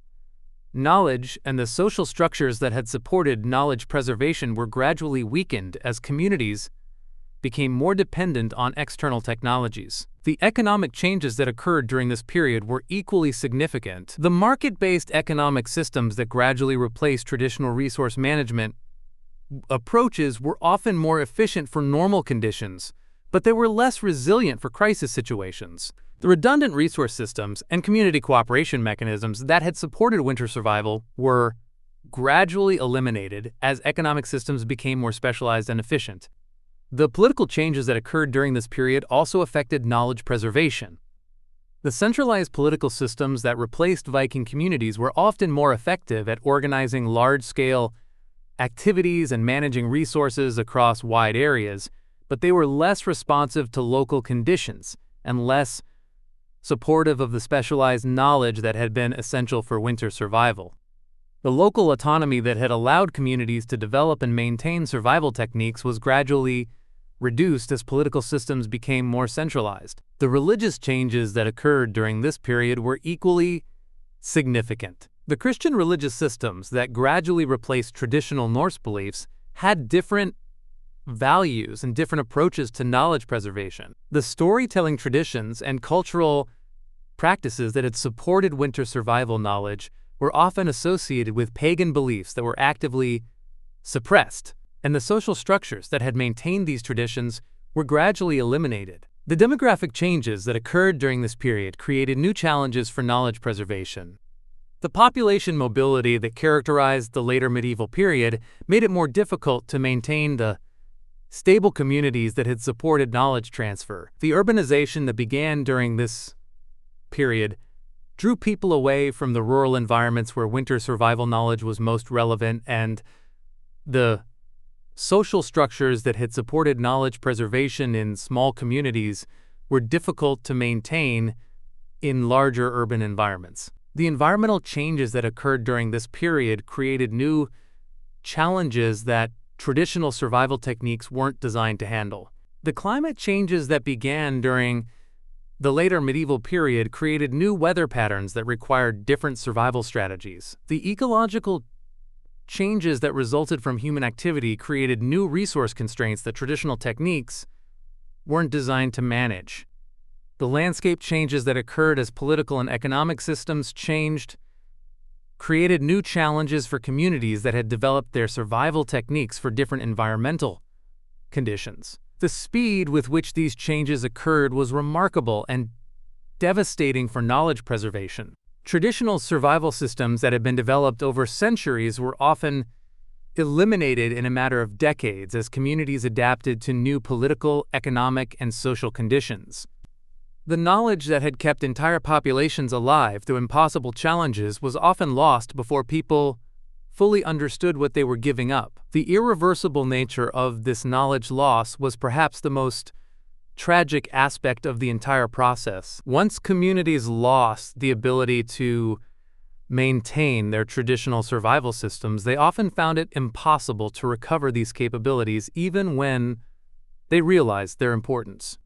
The social structures, cultural practices, and psychological frameworks that had supported winter survival knowledge were so complex and so interdependent that they couldn't be easily reconstructed once they had been abandoned. The archaeological evidence for this knowledge loss process is both extensive and heartbreaking. We find evidence of communities that gradually abandoned sophisticated survival techniques in favor of simpler approaches that were easier to maintain but less effective for winter survival. We see evidence of technological regression as communities lost the ability to maintain complex survival systems. We find evidence of social fragmentation as communities lost the cooperation mechanisms that had supported their survival capabilities. But perhaps most poignantly, we find evidence of communities that were clearly aware of their deteriorating survival capabilities and were making desperate attempts to preserve their knowledge even as they were collapsing. These sites show us people who understood the value of what they were losing and who made extraordinary efforts to maintain their traditional ways of life, even when they lacked the resources to do so effectively. Their failure wasn't due to ignorance or lack of effort. It was due to the overwhelming nature of the challenges they faced and the inadequacy of the support systems available to them. The legacy of this knowledge loss extends far beyond the historical period when it occurred. The winter survival techniques that Vikings developed represented some of the most sophisticated approaches to extreme environment survival that humans had ever developed. The loss of this knowledge eliminated capabilities that might have been crucial for later human expansion into challenging environments.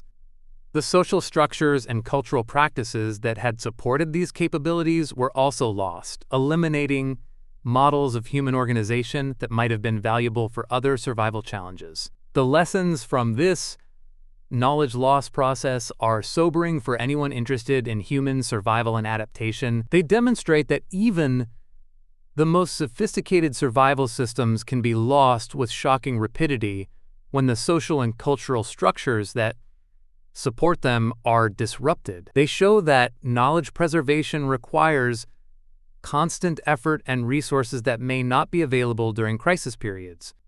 They reveal that the loss of survival capabilities can create cascading failures that are difficult to predict and impossible to reverse once they begin. But perhaps most importantly, they demonstrate that human survival in extreme environments isn't just a matter of individual capability or technological innovation. It requires complex social systems, cultural practices, and psychological frameworks that must be maintained across generations. The Vikings, who achieved legendary survival capabilities, did so not just because they were tough individuals, but because they had developed and maintained incredibly sophisticated social systems that supported their survival efforts.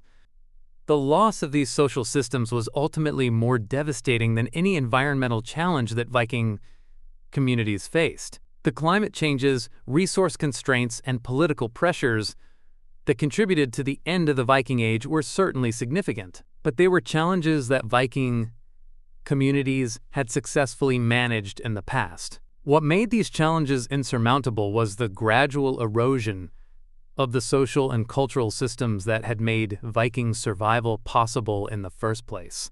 Understanding this process of knowledge loss helps us appreciate the true magnitude of Viking achievements and the tragedy of their eventual decline. It also provides crucial insights for anyone interested in human survival and adaptation in extreme environments. The Vikings proved that humans are capable of surviving and thriving in conditions that seem impossible, but they also demonstrated that these capabilities can be lost with shocking rapidity when the social and cultural systems that support them are disrupted. The story of Viking winter survival is ultimately a story about the incredible resilience and adaptability of human communities when they are supported by appropriate social and cultural systems. But it's also a story about the fragility of these systems and the devastating consequences when they fail. The Vikings, who achieved legendary survival capabilities, did so through the development of incredibly sophisticated social technologies that were just as important as their physical technologies. The loss of these social technologies was ultimately what ended the Viking Age and eliminated some of the most impressive survival capabilities that humans had ever developed. The implications of this story extend far beyond historical interest. As modern humans face new environmental challenges and consider expansion into extreme environments, the lessons from Viking winter survival become increasingly relevant. The Vikings demonstrated that human survival in impossible conditions is achievable, but they also demonstrated that it requires the development and maintenance of social and cultural systems that are far more complex and fragile than most people realize. Understanding these requirements is crucial for anyone interested in human survival and adaptation in the challenging environments that we may face in the future. The complete breakdown of Viking winter survival knowledge didn't happen overnight.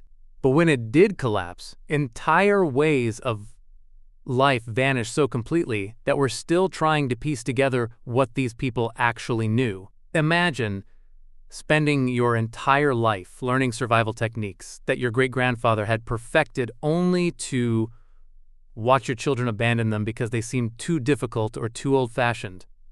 This wasn't just a loss of practical skills. It was the destruction of entire worldviews that had sustained human life in impossible conditions for centuries. The most devastating aspect of this knowledge collapse was how it affected the survivors who remembered the old ways.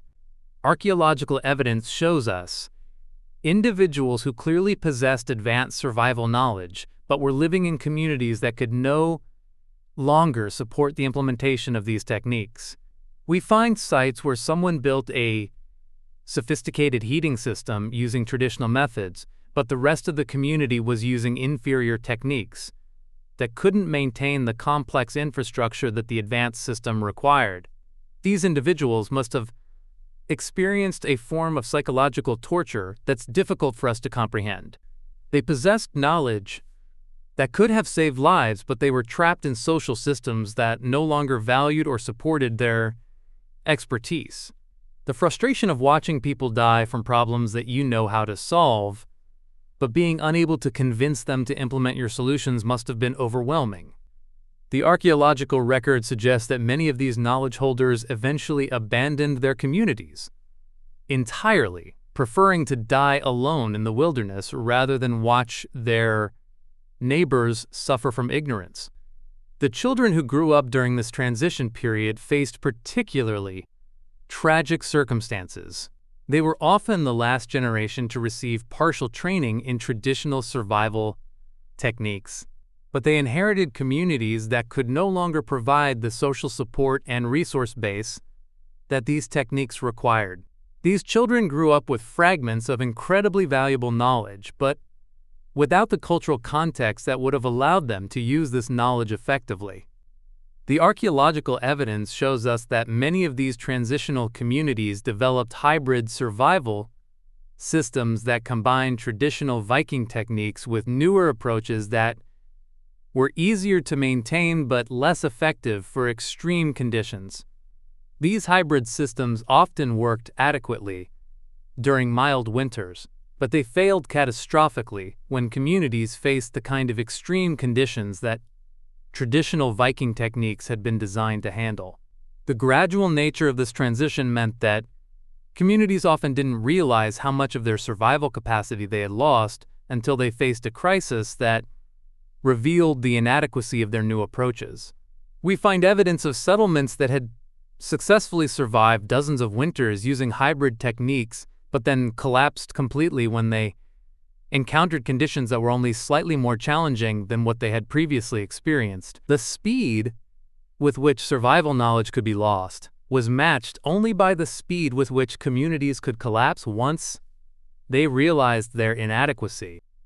The archaeological record shows us sites where sophisticated survival preparations were abandoned mid-construction, suggesting that communities recognized their inability to complete traditional survival systems and simply gave up rather than attempt inadequate alternatives.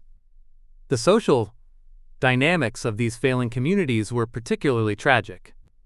The people who possessed the most valuable survival knowledge were often the elderly, who had learned traditional techniques during their youth but were no longer physically capable of implementing them. The people who were most capable of physical survival work were often the young who had never learned the traditional techniques and didn't understand their importance.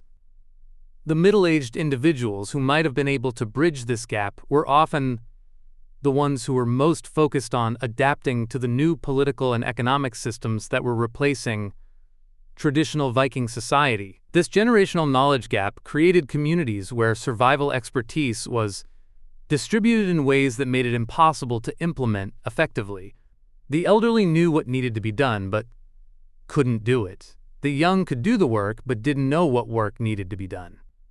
The middle-aged were too busy adapting to changing circumstances to focus on preserving traditional knowledge. The result was communities that possessed all the knowledge and capability needed for survival, but couldn't organize these resources effectively enough to implement successful survival strategies.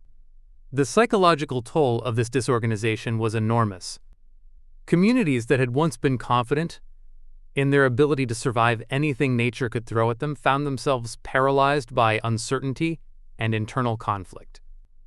The social bonds that had held these communities together during previous crises began to break down as people lost confidence in their collective ability to survive. The cultural practices that had supported survival knowledge were abandoned as communities focused all their energy on immediate survival needs. The religious and spiritual frameworks that had sustained Viking communities during their darkest hours were also lost during this transition period.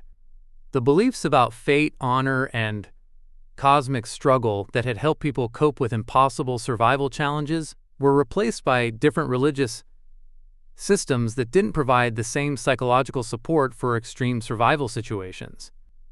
The rituals and ceremonies that had reinforced community bonds and survival knowledge were abandoned as communities converted to Christianity and adopted new cultural practices. The loss of these psychological support systems was just as devastating as the loss of technical knowledge. People who had been psychologically prepared to make impossible sacrifices for community survival found themselves in communities that no longer shared these values or provided the cultural framework that made such sacrifices meaningful. The individual heroism that had characterized Viking survival efforts was replaced by dependence on external authorities and systems that couldn't provide the same level of support during crisis situations. The economic systems that had supported Viking winter survival were also dismantled during this transition period. The resource-sharing mechanisms that had allowed communities to survive extreme scarcity were replaced by market-based systems that were more efficient during normal conditions but less resilient during crisis situations. The redundant storage systems and community cooperation mechanisms that had provided backup resources during emergencies were eliminated as economic systems became more specialized and efficient. The political systems that had supported Viking survival capabilities were equally disrupted. The local autonomy that had allowed communities to develop specialized survival techniques was reduced as centralized authorities imposed standardized approaches that were less adapted to local conditions. The decision processes that had allowed communities to respond quickly to survival challenges were replaced by more hierarchical systems that were less responsive to local needs. The military systems that had supported Viking communities were also transformed in ways that reduced survival capabilities. The warrior bands that had provided both external defense and internal survival expertise were replaced by professional military systems that had different training requirements and different approaches to resource management. The survival skills that had been essential for Viking warriors were often irrelevant for medieval soldiers, and the social structures that had supported these capabilities were gradually eliminated. The trade networks that had supported Viking expansion and survival were also disrupted during this transition period. The long-distance trading relationships that had provided access to essential resources were replaced by different commercial systems that had different requirements and different approaches to resource management. The knowledge that had been essential for managing resources in isolated settlements became less relevant as communities became more integrated into larger economic systems. The construction techniques that had supported Viking survival capabilities were also lost during this period. The knowledge of how to build structures that could withstand extreme weather conditions while maintaining internal climate control was replaced by different construction approaches that were more suitable for the new political and economic systems, but less effective for extreme survival situations. The materials and techniques that had been essential for traditional construction were often no longer available or were considered too expensive for the new economic systems. The food preservation techniques that had been essential for Viking winter survival were also abandoned during this transition period. The knowledge of how to preserve food for extended periods using traditional methods was replaced by different approaches that were more suitable for the new economic systems but less effective for extreme survival situations. The storage systems and preservation techniques that had been essential for traditional survival were often considered too labor-intensive or too expensive for the new economic systems. The heating systems that had been essential for Viking winter survival were also lost during this period. The knowledge of how to create efficient heating systems using limited resources was replaced by different approaches that required more resources but were easier to maintain.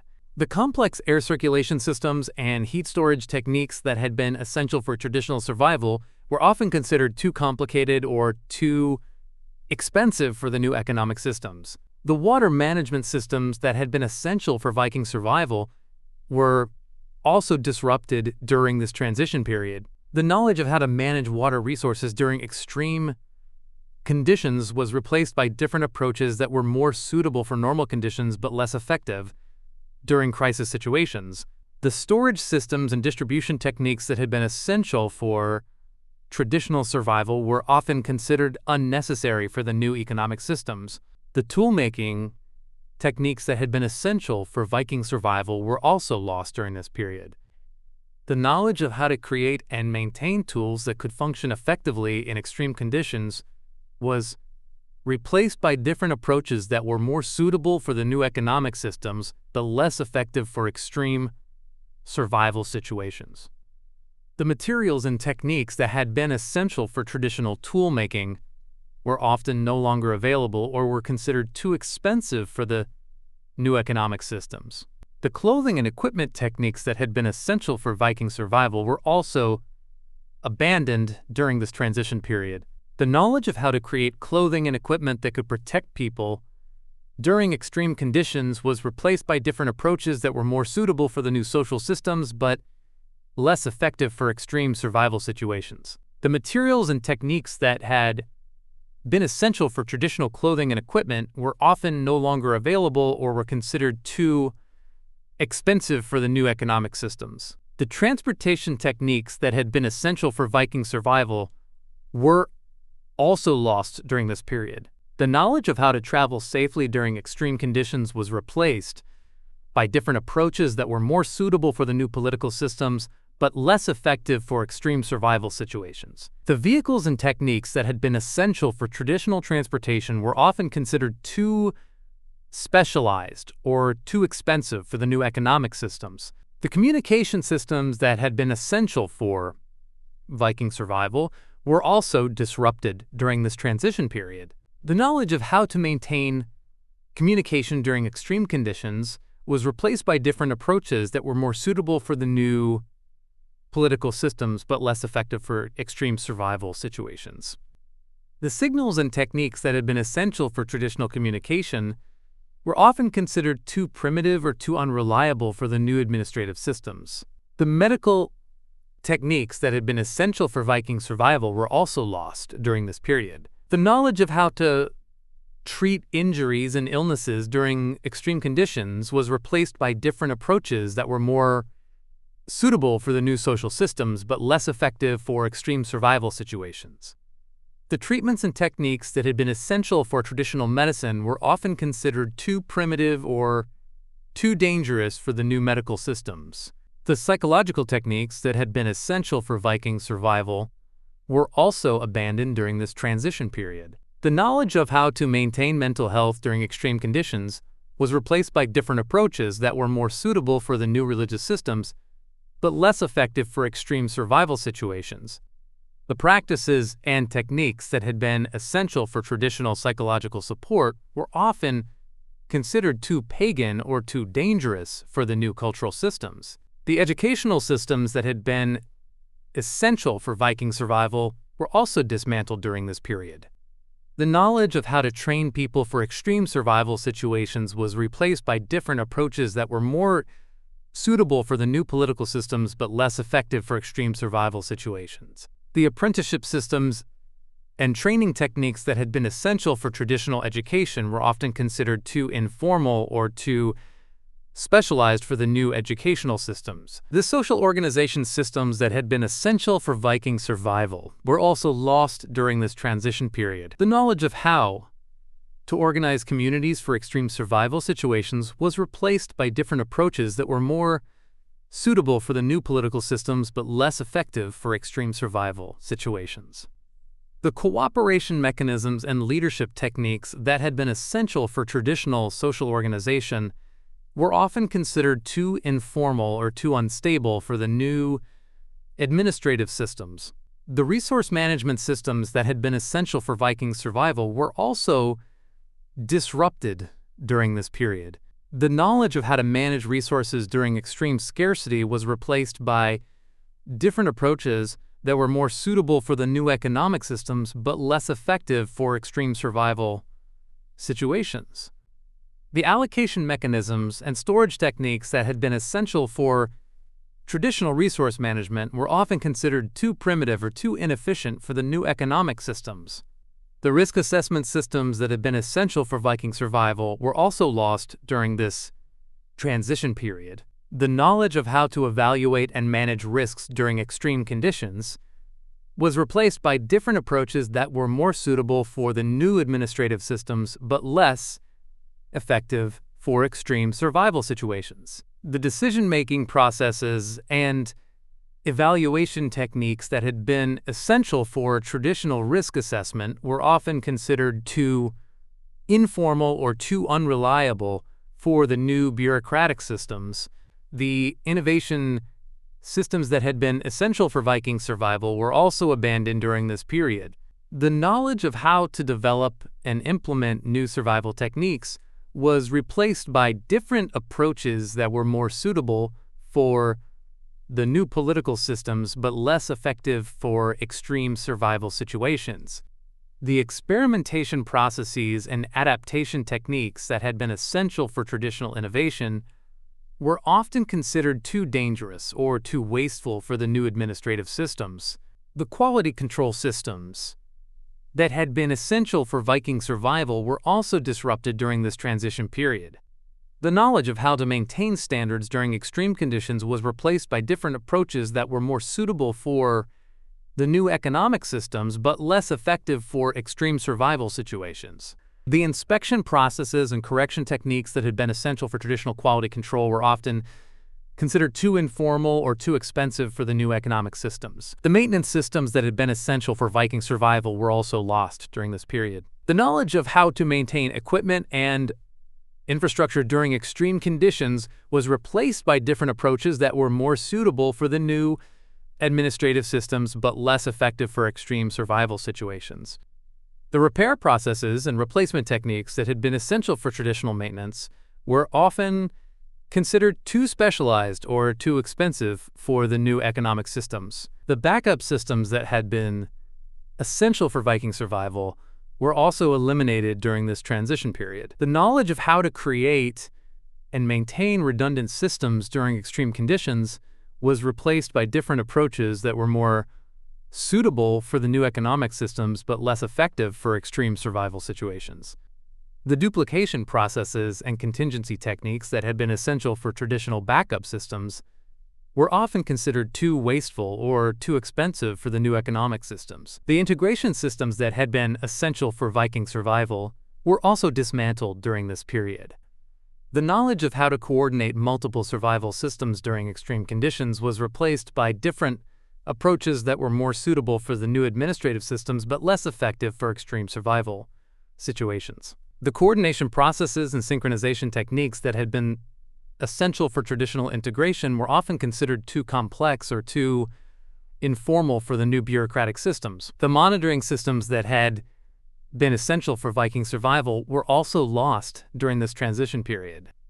The knowledge of how to track conditions and performance during extreme situations was replaced by different approaches that were more suitable for the new administrative systems but less effective for extreme survival situations. The observation processes and reporting techniques that had been essential for traditional monitoring were often considered too primitive or too unreliable for the new bureaucratic systems. The documentation systems that had been essential for Viking survival were also disrupted during this period. The knowledge of how to preserve and transfer information during extreme conditions was replaced by different approaches that were more suitable for the new educational systems but less effective for extreme survival situations. The recording processes and transmission techniques that had been essential for traditional documentation were often considered too informal or too unreliable for the new educational systems. The testing systems that had been essential for Viking survival were also abandoned during this transition period.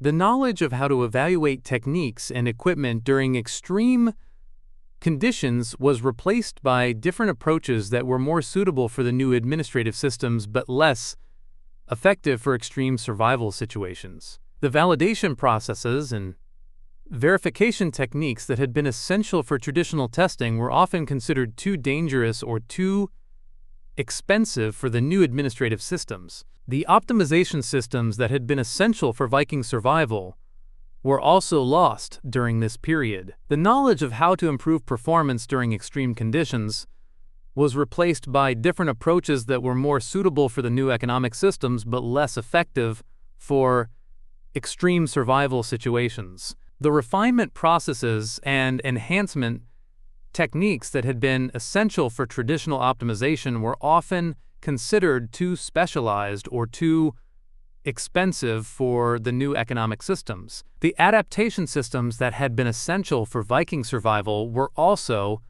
eliminated during this transition period. The knowledge of how to modify techniques for changing conditions was replaced by different approaches that were more suitable for the new administrative systems but less effective for extreme survival situations. The adjustment processes and modification techniques that had been essential for traditional adaptation were often considered too informal or too unreliable for the new bureaucratic systems. The recovery systems that had been essential for Viking survival were also dismantled during this period. The knowledge of how to restore capabilities after extreme events was replaced by different approaches that were more suitable for the new economic systems but less effective for extreme survival situations. 1. The restoration processes and rehabilitation techniques that had been essential for traditional recovery were often considered too expensive or too time-consuming for the new economic systems. The emergency response systems that had been essential for Viking survival were also lost during this transition period. The knowledge of how to respond to crisis situations during extreme conditions was replaced by different approaches that were more suitable for the new administrative systems but less effective for extreme survival situations. The reaction processes and intervention techniques that had been essential for traditional emergency response were often considered too informal or too dangerous for the new bureaucratic systems.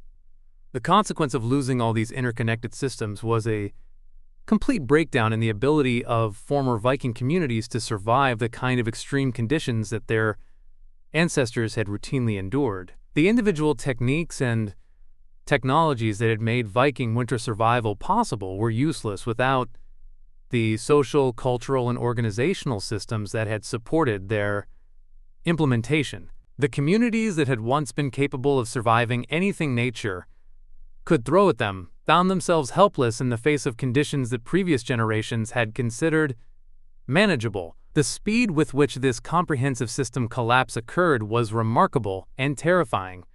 Communities that had maintained sophisticated survival capabilities for generations could lose them completely in a matter of decades as the social and cultural systems that supported them were disrupted by larger political and economic changes. The knowledge that had been accumulated over centuries of trial and error was lost in a single generation as communities adapted to new circumstances that didn't support the maintenance of traditional survival systems. The irreversible nature of this system collapse was perhaps the most tragic aspect of the entire process. Once communities had lost the integrated systems that supported their survival capabilities, they found it impossible to recreate them even when they recognized their value. The social structures, cultural practices, and organizational systems that had supported Viking winter survival were so complex and so interdependent that they couldn't be reconstructed once they had been dismantled. The archaeological evidence for this comprehensive system collapse is both extensive and heartbreaking. We find evidence of communities that possessed all the individual components needed for survival but couldn't organize them into effective systems. We see evidence of people who clearly understood the value of traditional techniques but couldn't implement them without the social support systems that had been eliminated. We find evidence of communities that made desperate attempts to recreate traditional survival systems but lacked the cultural knowledge and social organization that made these systems possible. The human cost of this system collapse was enormous and largely invisible to the people who were making the decisions that caused it. The political leaders, religious authorities, and economic administrators who were implementing the changes that dismantled Viking survival systems often had no understanding of what they were destroying. They saw traditional Viking practices as primitive, inefficient, or incompatible with modern civilization, and they actively worked to eliminate them, without realizing that they were destroying some of the most sophisticated survival capabilities that humans had ever developed. The communities that experienced this system collapse often didn't understand what was happening to them until it was too late to reverse the process. They saw individual changes as improvements, or adaptations that would make their lives easier or more compatible with the changing world around them. They didn't realize that these individual changes were undermining the integrated systems that their survival depended on until they faced a crisis that revealed the inadequacy of their new approaches. The tragedy of this system collapse extends far beyond the immediate communities that experienced it.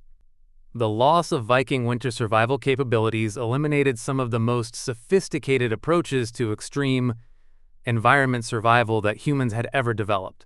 The knowledge, techniques, and social systems that had made this survival possible were lost forever, leaving humanity without access to capabilities that might have been crucial for future survival challenges. The lessons from this comprehensive system collapse are sobering and relevant for anyone interested in human survival and adaptation. They demonstrate that survival in extreme environments isn't just a matter of individual techniques or technologies, but depends on complex social, cultural, and organizational systems that must be maintained across generations. They show that these systems can be lost with shocking rapidity when the social and cultural conditions that support them are disrupted.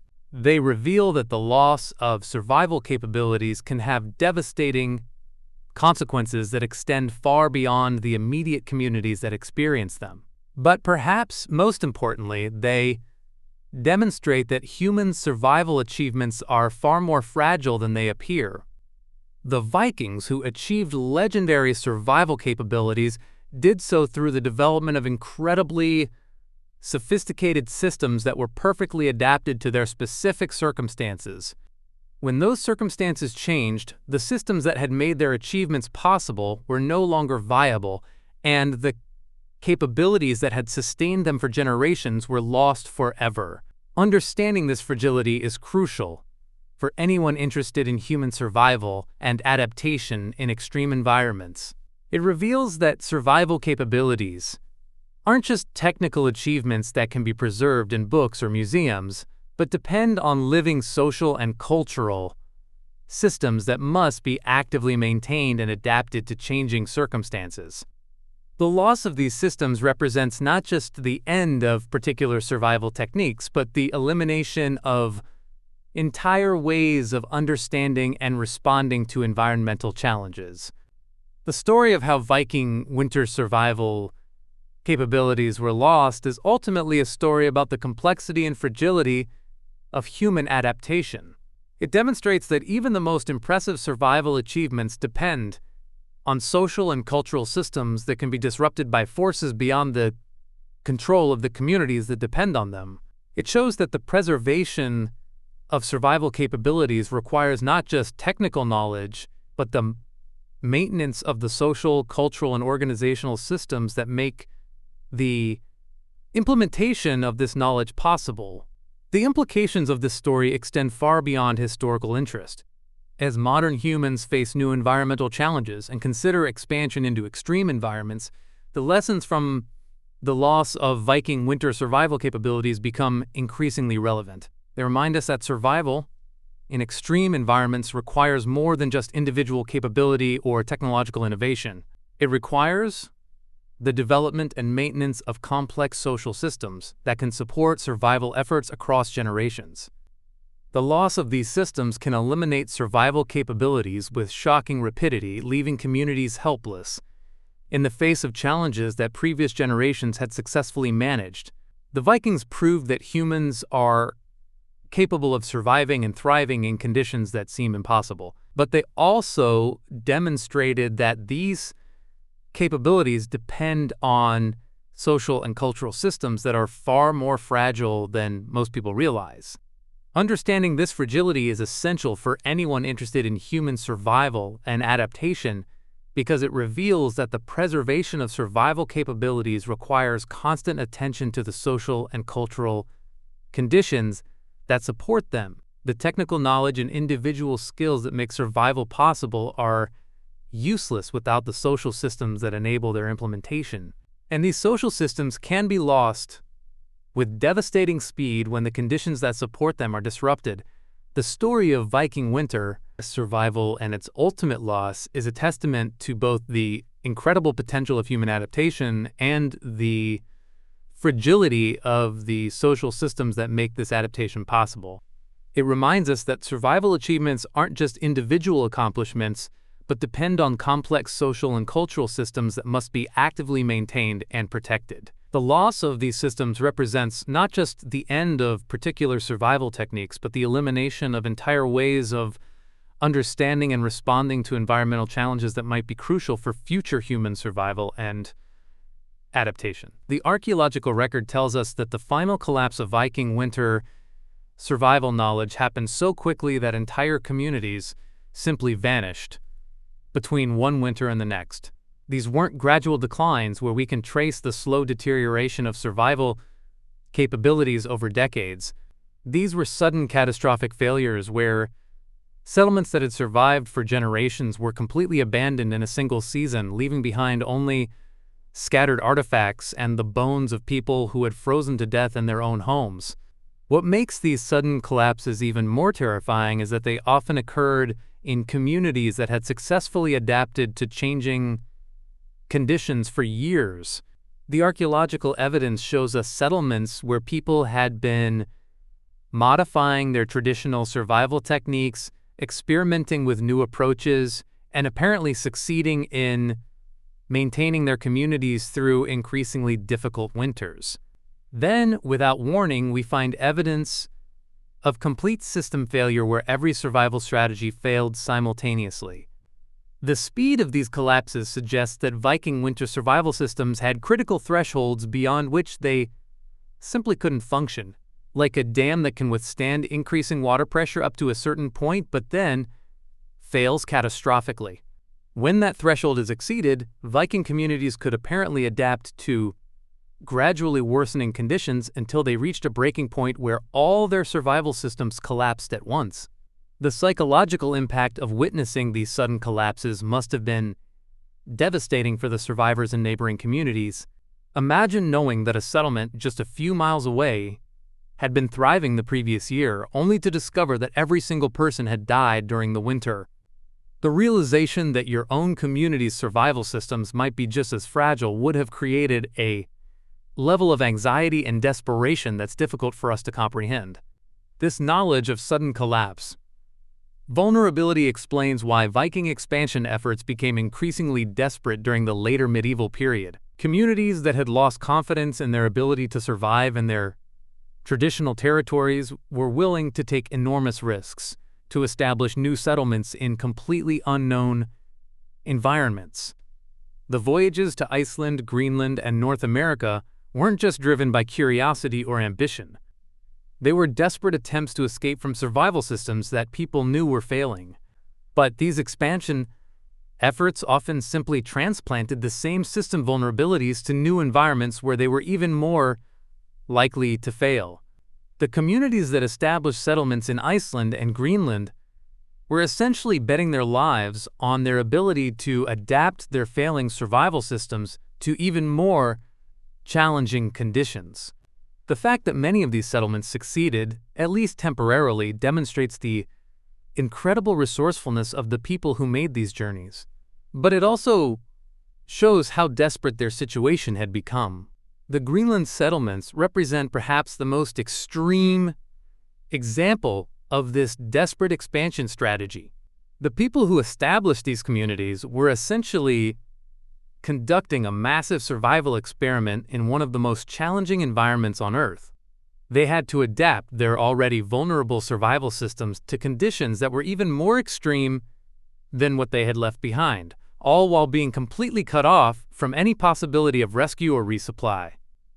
The success of these Greenland settlements for several centuries demonstrates that Viking winter survival techniques were remarkably adaptable when they were properly supported by appropriate social and cultural systems. But their eventual collapse also demonstrates the ultimate fragility of these systems when they were pushed beyond their limits by changing environmental conditions and social pressures.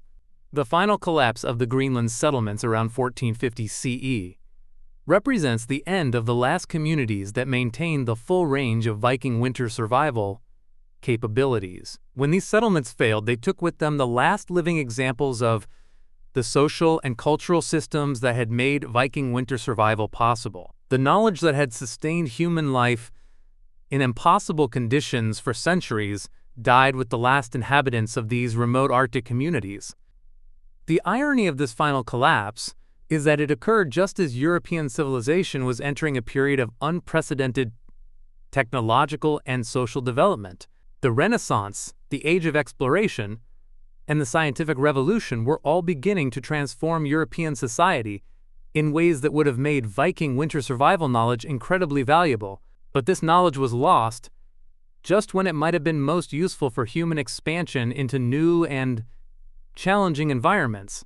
The timing of this knowledge loss also meant that the European explorers and colonists who followed in the Vikings' footsteps had to rediscover survival techniques that had already been perfected centuries earlier. The Arctic explorers of the 16th, 17th, and 18th centuries faced many of the same challenges that Vikings had successfully overcome. But they had to develop their own solutions without access to the accumulated knowledge that Viking communities had preserved for generations. The human cost of this lost knowledge was enormous. How many Arctic expeditions failed because they lacked survival techniques that Vikings had mastered? How many potential settlements were abandoned because colonists couldn't survive conditions that Viking communities had thrived in? How many lives were lost because people didn't have access to winter survival knowledge that had been perfected through centuries of trial and error? The psychological frameworks that had sustained Viking communities through their darkest hours were also lost during this period. The cultural values, religious beliefs, and social practices that had helped people cope with extreme survival challenges were replaced by different systems that weren't designed to support the kind of psychological resilience that extreme winter survival required. Modern research on survival psychology shows us that the mental frameworks people use to understand and cope with extreme challenges are just as important as their technical survival skills. The Vikings had developed incredibly sophisticated psychological approaches to extreme survival that helped them maintain hope, motivation, and social cohesion during conditions that would break most people mentally. The loss of these psychological frameworks was just as devastating as the loss of their technical knowledge. The social structures that had supported Viking winter survival were also unique in human history. The combination of individual responsibility and collective cooperation that characterized Viking communities created social systems that were perfectly adapted to extreme survival situations. These systems balance the need for individual initiative and capability with the requirement for community cooperation and resource sharing in ways that maximized both individual and collective survival chances. The loss of these social structures eliminated organizational approaches that might have been valuable for many other human challenges. The Viking model of combining individual capability with collective responsibility could have been applicable to many other situations where human communities need to function effectively under extreme pressure. But these organizational innovations were lost, along with the survival knowledge that had made them necessary. The educational systems that had transmitted Viking winter survival knowledge were also remarkably sophisticated and effective. The combination of formal instruction, practical apprenticeship, and cultural transmission that characterized Viking education created learning systems that could preserve and transfer incredibly complex knowledge across generations. These educational approaches were perfectly adapted to the challenge of maintaining specialized survival knowledge in small, isolated communities. The loss of these educational systems eliminated teaching approaches that might have been valuable for many other types of specialized knowledge. The Viking model of combining practical experience with cultural transmission could have been applicable to many other situations where communities need to preserve and transfer complex technical knowledge, but these educational innovations were lost along with the survival knowledge that had made them necessary. The economic systems that had supported Viking winter survival were also unique and remarkably effective. The combination of individual ownership and collective resource management that characterized Viking communities created economic systems that were perfectly adapted to extreme survival situations. These systems balanced the need for individual incentives and responsibility with the requirement for collective resource sharing and risk management in ways that maximize both individual and collective survival chances. The loss of these economic systems eliminated approaches to resource management that might have been valuable for many other human challenges. The Viking model of combining individual ownership with collective risk management could have been applicable to many other situations where human communities need to manage scarce resources effectively under extreme pressure. But these economic innovations were lost along with the survival knowledge that had made them necessary. The technological innovations that had supported Viking winter survival were also remarkably sophisticated and effective. The combination of simple tools and complex systems that characterized Viking technology created technological approaches that were perfectly adapted to extreme survival situations. These approaches balanced the need for reliability and maintainability with the requirement for effectiveness and efficiency in ways that maximized both individual and collective survival chances. The loss of these technological approaches eliminated innovations that might have been valuable for many other human challenges. The Viking model of combining simple, reliable tools with complex integrated systems could have been applicable to many other situations where human communities need to create effective technology under resource constraints. But these technological innovations were lost, along with the survival knowledge that had made them necessary. The integration of all these different systems, social, cultural, educational, economic, and technological, into comprehensive survival approaches was perhaps the most impressive aspect of Viking winter survival capabilities. The Vikings had developed incredibly sophisticated approaches to systems integration that allowed them to coordinate multiple complex systems effectively under extreme pressure. These integration capabilities were just as important as any individual survival technique. The loss of these integration capabilities eliminated approaches to complex problem-solving that might have been valuable for many other human challenges. The Viking model of integrating multiple complex systems into comprehensive solutions could have been applicable to many other situations where human communities need to coordinate multiple resources and capabilities effectively under extreme pressure. But these integration innovations were lost, along with the survival knowledge that had made them necessary. The ultimate tragedy of losing Viking winter survival capabilities is that they represented some of the most sophisticated approaches to extreme environment survival that humans had ever developed. These weren't primitive techniques that were superseded by better approaches. They were incredibly advanced systems that were perfectly adapted to their specific challenges. The loss of these capabilities eliminated human knowledge and capabilities that might have been crucial for future survival challenges. The relevance of this lost knowledge becomes even more apparent when we consider the environmental challenges that modern humans are beginning to face.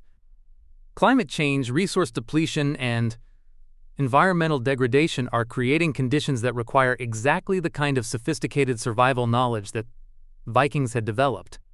Social systems, technological approaches, and psychological frameworks that had sustained Viking communities through impossible challenges might be incredibly valuable for modern communities facing new environmental threats. The loss of Viking winter survival knowledge also eliminated examples of human adaptability that might have been inspiring and instructive for modern people facing their own survival challenges. The Vikings proved that humans are capable of surviving and thriving in conditions that seem impossible, and they demonstrated that these capabilities can be developed and maintained through appropriate social and cultural systems. The loss of these examples eliminates proof that human adaptation to extreme challenges is possible. But perhaps the most important lesson from the loss of Viking winter survival capabilities is that human survival achievements are far more fragile than they appear. The systems that support survival capabilities can be lost with shocking rapidity when the social and cultural conditions that maintain them are disrupted.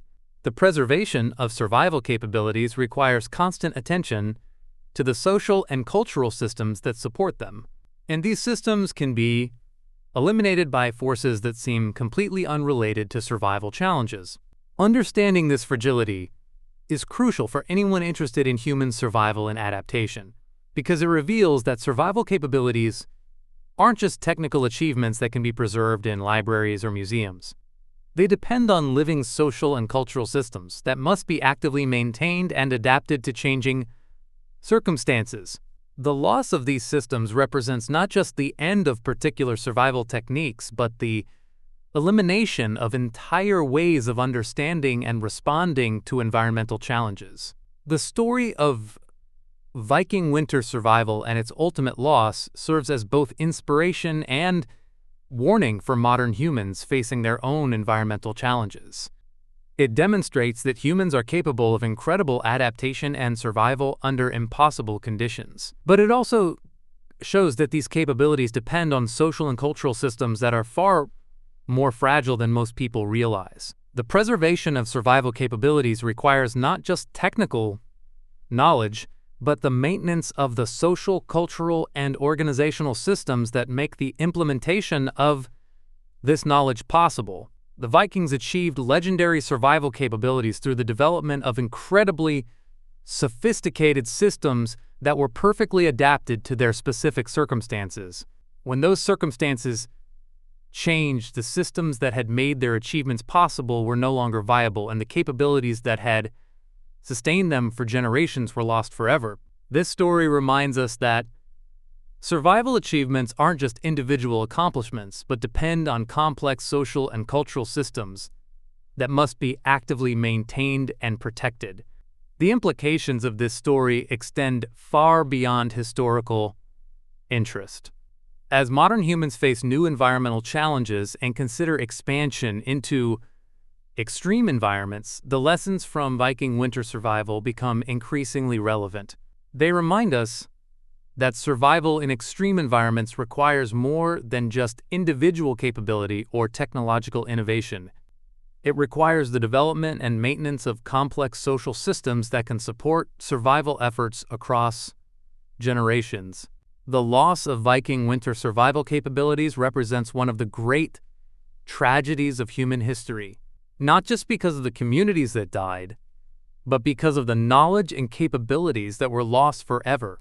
These capabilities represented centuries of accumulated human experience and innovation in extreme environment survival, and their loss eliminated resources that might have been crucial for future human survival and adaptation. The story of Viking winter survival ultimately demonstrates both the incredible potential of human adaptation and the fragility of the social systems that make this adaptation possible. It shows us that humans are capable of surviving and thriving in conditions that seem impossible. But it also reminds us that these capabilities depend on social and cultural systems that must be actively maintained and protected. The preservation of survival capabilities requires constant attention to the social and cultural conditions that support them, and the loss of these systems can eliminate survival capabilities with devastating speed. As we face our own environmental challenges and consider our own survival capabilities, the story of Viking winter survival serves as both inspiration and warning. It inspires us with proof that human adaptation to extreme challenges is possible, but it warns us that the social and cultural systems that support these capabilities are far more fragile than we might realize. The preservation of our own survival capabilities requires not just technical knowledge and individual skills, but the maintenance of the social, cultural, and organizational systems that make survival possible. The Vikings proved that winter didn't have to be a death sentence, but they also showed us that the difference between survival and extinction often comes down to social systems that can be lost in a single generation. Their story reminds us that our own survival capabilities are only as strong as the communities and cultures that support them, and that preserving these capabilities requires constant vigilance and effort. The winter may be coming for all of us, but The story of the Vikings shows us that with the right knowledge, preparation, and social systems, even the most impossible challenges can be overcome.